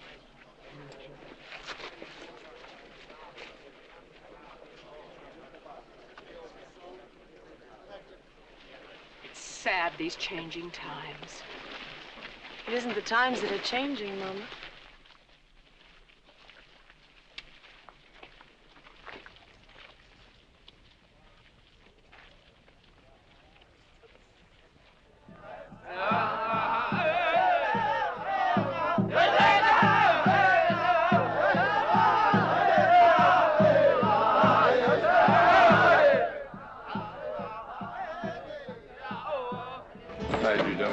Hello, Lem.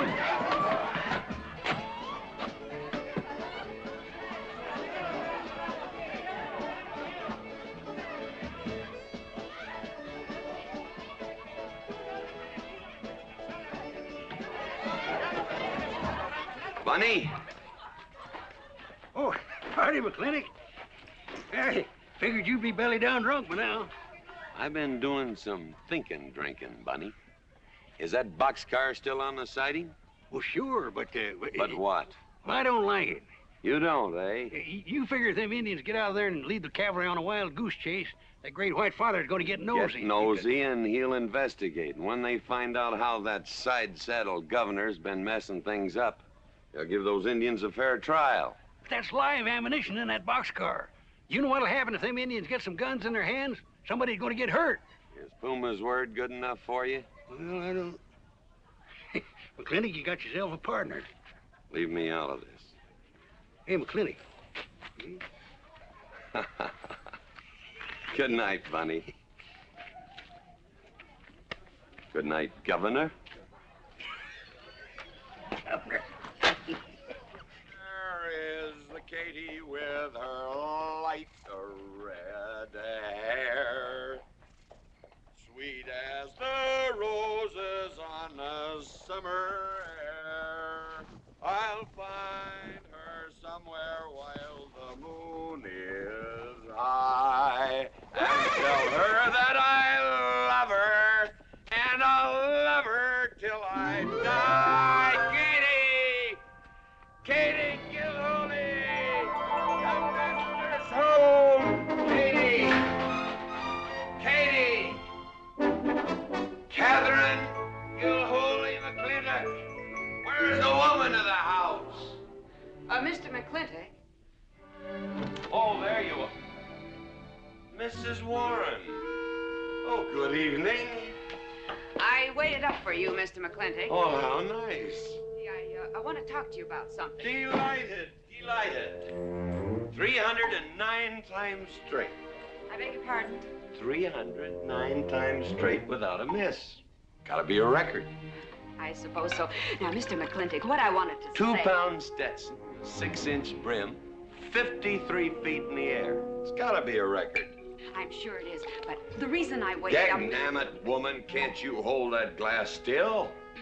Of course, sir. Now, down the hatch to my world's record. Down the hatch. Yes, sir.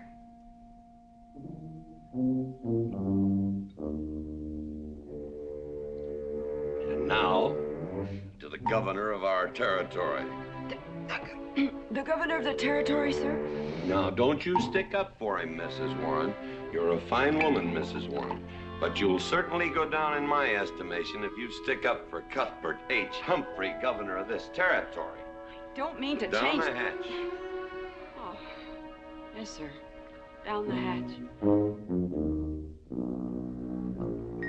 Cuthbert H. Humphrey, governor of our territory, is a cull. You know what a cull is, man?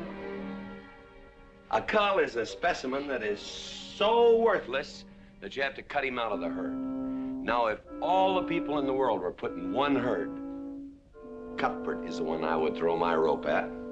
At whom I would throw my rope at. Natural-born cull. Another touch, ma'am? Oh, no, sir, no. Well, I don't mind if I do. Good. Can't walk on one leg. Oh, I didn't mean to be vulgar, ma'am. Can't walk one limb. It's all right. Sounds silly. Only a bird can walk on a limb. You know my wife? Her name's Kate. She insists on being called Catherine. Do you know her? Of course, Mr. McLintock, and that's what I wanted to talk Well, to you. she thinks that Cuthbert H. Humphrey is panting for her like a bull buffalo at the first green up of spring. But what Cuthbert is panting for is my money. Don't make me feel like I'm drinking alone, ma'am. Very well, Mr. McLintock, if you insist. Down the hatch. Good.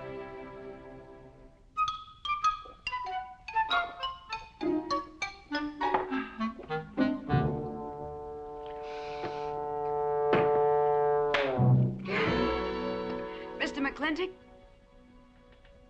I have something very important to say to you. Very important. Guess it'll have to wait till the morning. Toodle. Oh, it's all right. It's all right.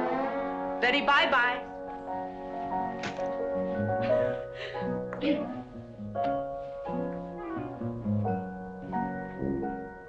Whoops. Oh. Mrs. Warren.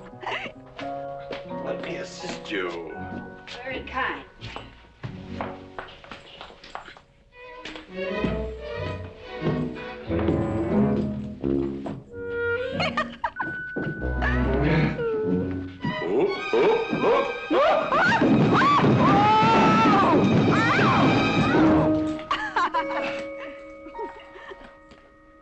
Whoops. What's going on here? Now, Catherine, are you going to believe what you see or what I tell you? Mrs. McLintock, hope you won't misunderstand. It's the first 100 women sitting on his lap that I misunderstood. Number 101 is quite simple. Now, G.W. McLintock, I have something. He's gone to sleep. Just when I know exactly what I want to say to him, he goes to sleep. I waited up to talk to Mr. McLintock. I wanted to tell him I was quitting. You see, Sheriff Lord has asked me to marry him, and... Oh, congratulations. I don't want to seem prudish, but if you are going to marry Sheriff Lord, it seems to me that you're sitting on the wrong man's lap.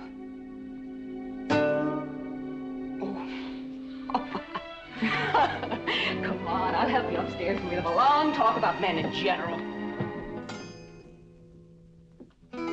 Ladies, one moment.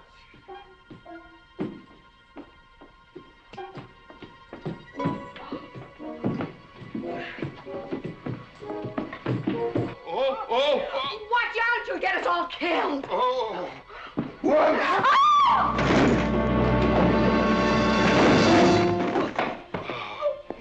Wait a minute, ladies, till I catch my breath, and I'll get you up those stairs as sure as my name is George Washington McLintock.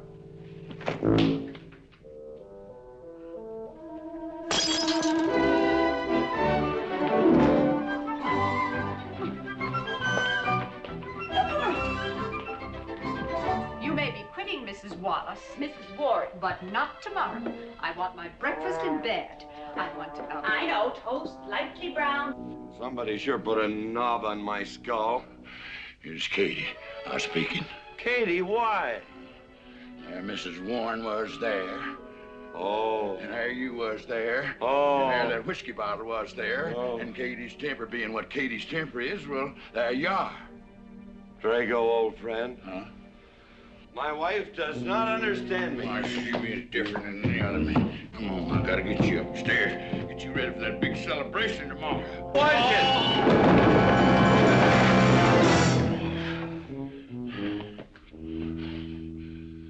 Drago, I am sleeping in the den.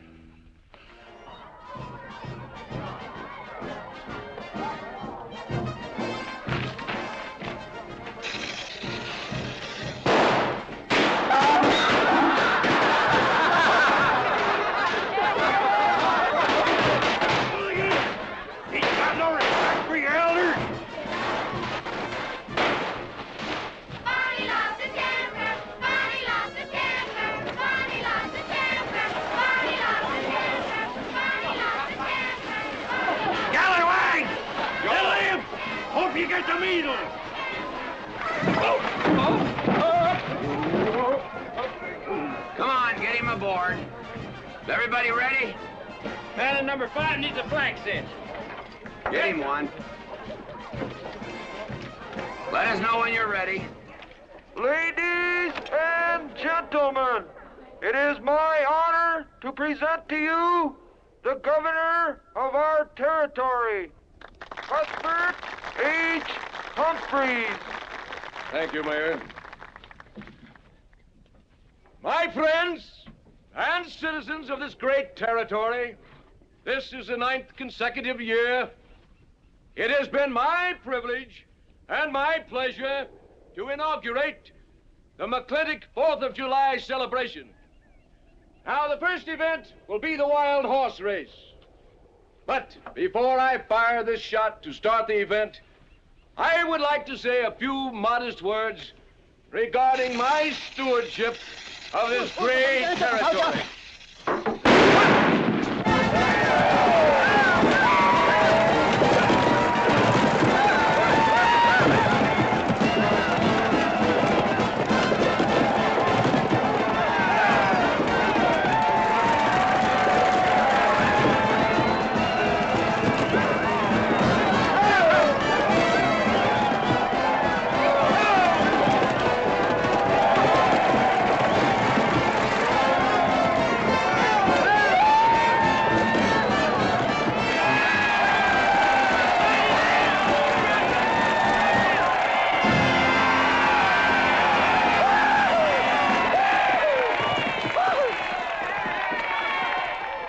Professor Birnbaum.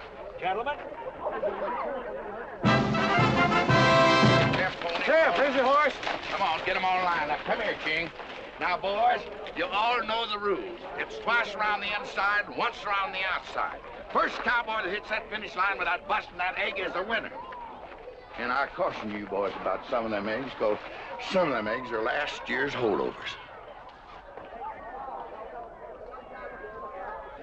All right, mount up.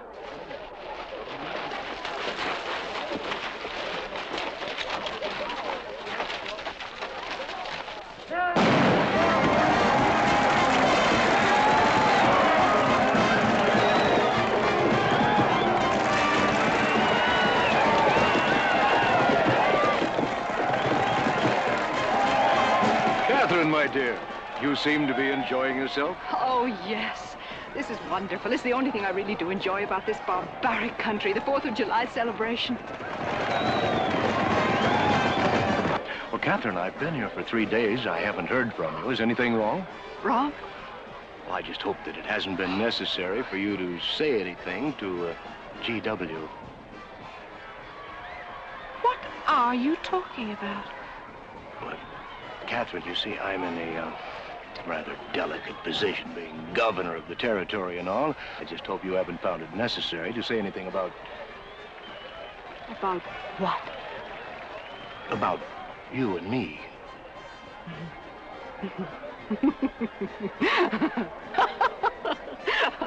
Why, you pompous windbag. Do you think that you're the only man who's ever tried to play patty fingers with me, who's ever tried to lure me into the moonlight? Well, no, but I... Well, I'm a big girl and I can take care of myself. My husband knows it. I can assure you, Governor, that your reputation is untarnished. Now get out of my way.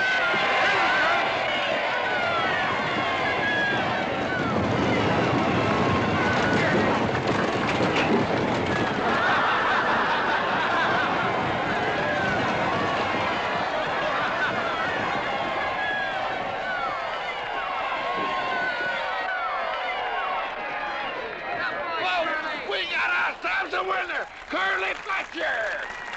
Mazel tov, Curly! Give me the egg. Disqualified. Here you go, Curly. GW, you'll never believe what happened over there. What? You smell a beer.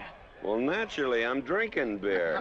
Ladies and gentlemen, the next event will be a contest between the two bronco-busting champions of our territory. Remember the year I rode in that event?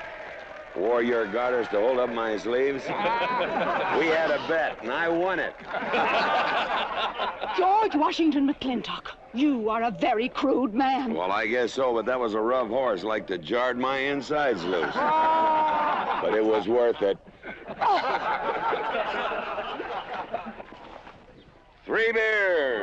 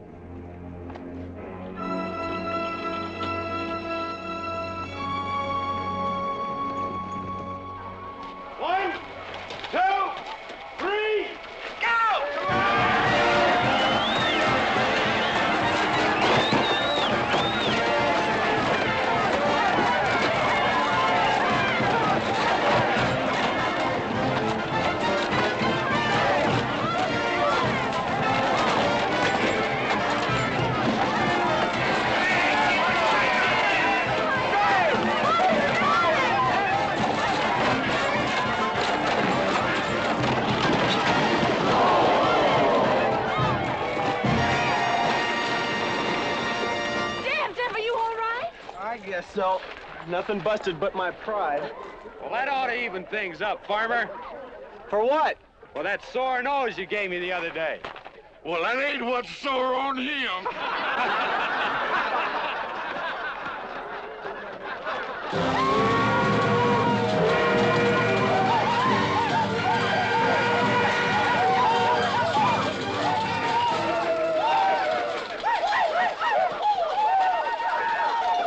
The closing event is the cow pony race.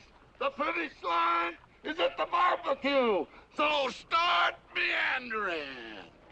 Come on. Now, what is that, false courage? Why, you know a Douglas doesn't ever use a thing like that. I want you to get on that horse, get out in front, and stay out in front. I'll be out front, Dad. All the way. Good boy. Now remember, stay out in front. That Agamemnon's a good horse.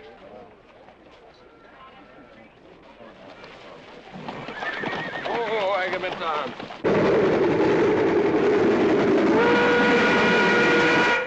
11:40 and she's on time. Oh, boy.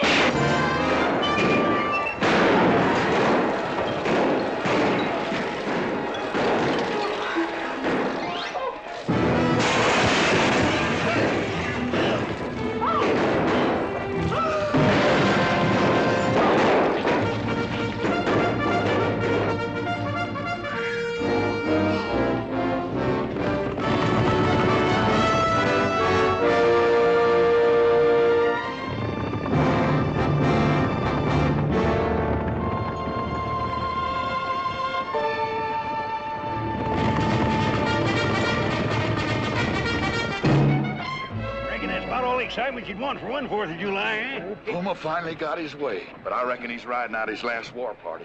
He won't get very far. But one thing still has me puzzled. Where did they get the guns? I was wondering the same thing. My kidney's been bothering me. Bunny? GW.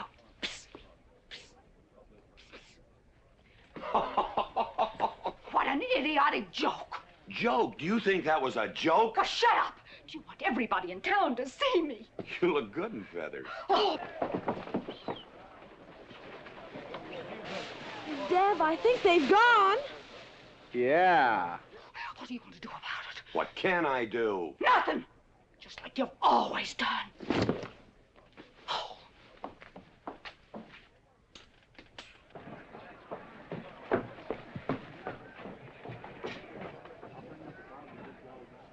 How long, GW? How long what? Catherine. She's been riding herd on you for 2 years now. I'm a peaceable man. But my father used to say, you raise your voice, it doesn't do any good. It's time to raise your hand. Well, I've been planning to do something about it. I'll have another talk with her. Talk to her? Talk to her? Talking won't do any good. Becky, have you seen your... What's been happening around here? You've got hay all over you. Been some mighty sneaky goings-on here during that raid, Mr. McLintock. Who was it said only a trollop would kiss a man before they were formally engaged? Oh, but we are engaged, sir. You are? That is, with your permission. Well, you've got it. Oh, Mrs. Warren? I think it's wonderful. I guess this is the only engagement that ever started off of a spanking. Mm-hmm. I reckon Birnbaum is right. All right. Lord bless us, this is gonna be a great day. Doggone it, folks. Let's don't let a little old Indian raid break up a good barbecue and a rodeo. Yeah, meat sound. Let's go. You contestants, get ready for the cow pony race.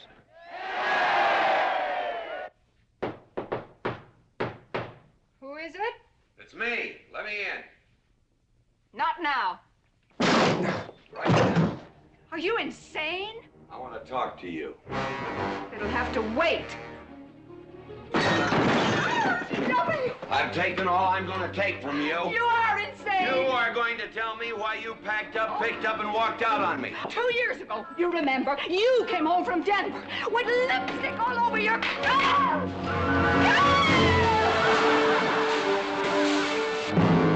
Lipstick on my collar. I've got the shirt to prove it. Who cares? Why, you big...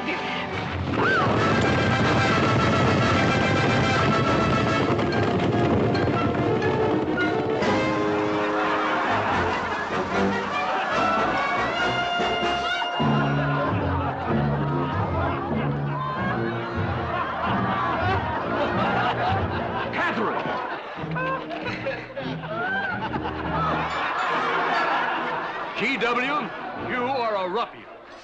Cuthbert, you are right.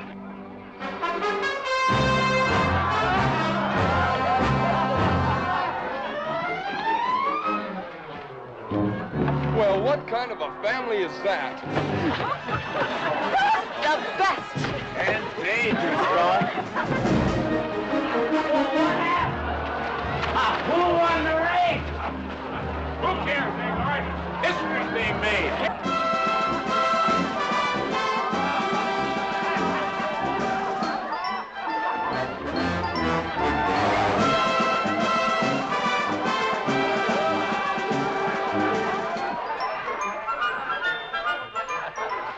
Yes,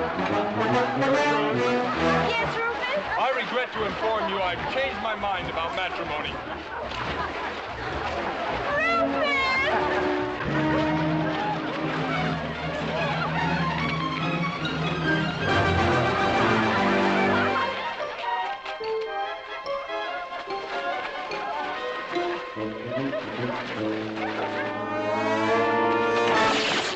Hey, Mrs. McLintock!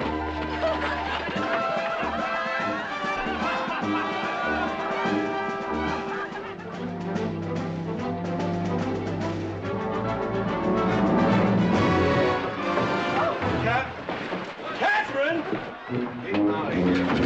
Hand him out. All right, everybody out.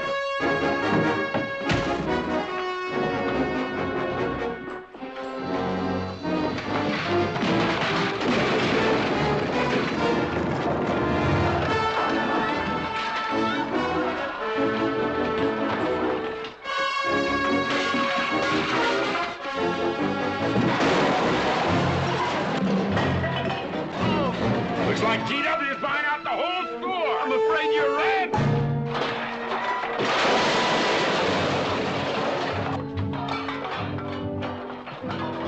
Clammy family! Clammy family!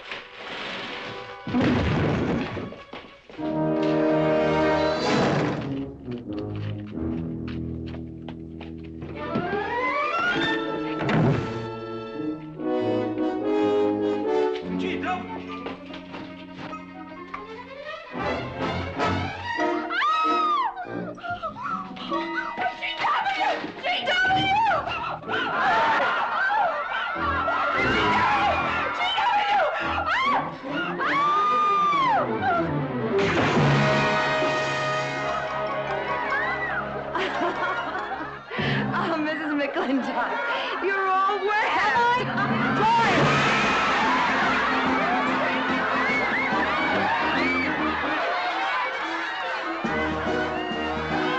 Wrong woman, GW. Oh, pardon me.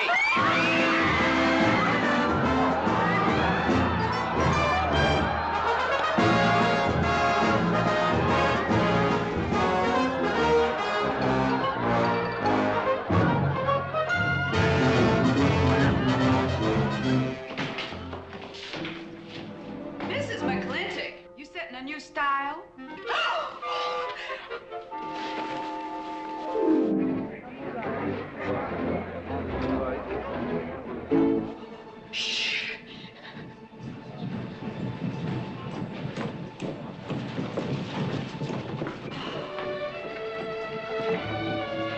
Mr. McLintock, in here!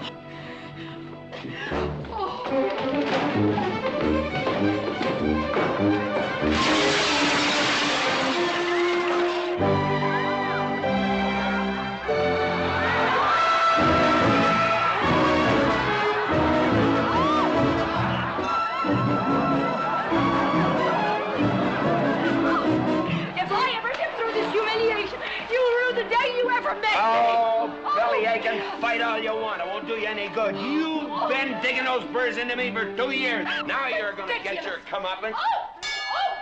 Thanks. My father would be proud of you. Now make him prouder.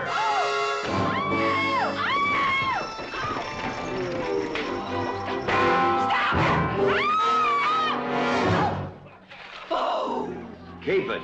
You may need it. Now get your divorce. Home. Don't spare the horse. Home, You heard me. Don't think you're going to get rid of me that easy. Yeah.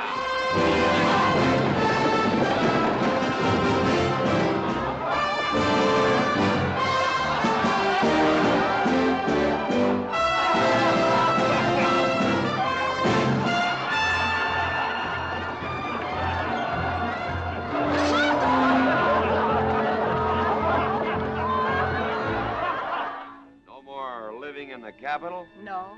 No more Newport in season? Nope. No more dancing at the governor's ball? No, GW. Happy days! 310 times without a miss. That's a record.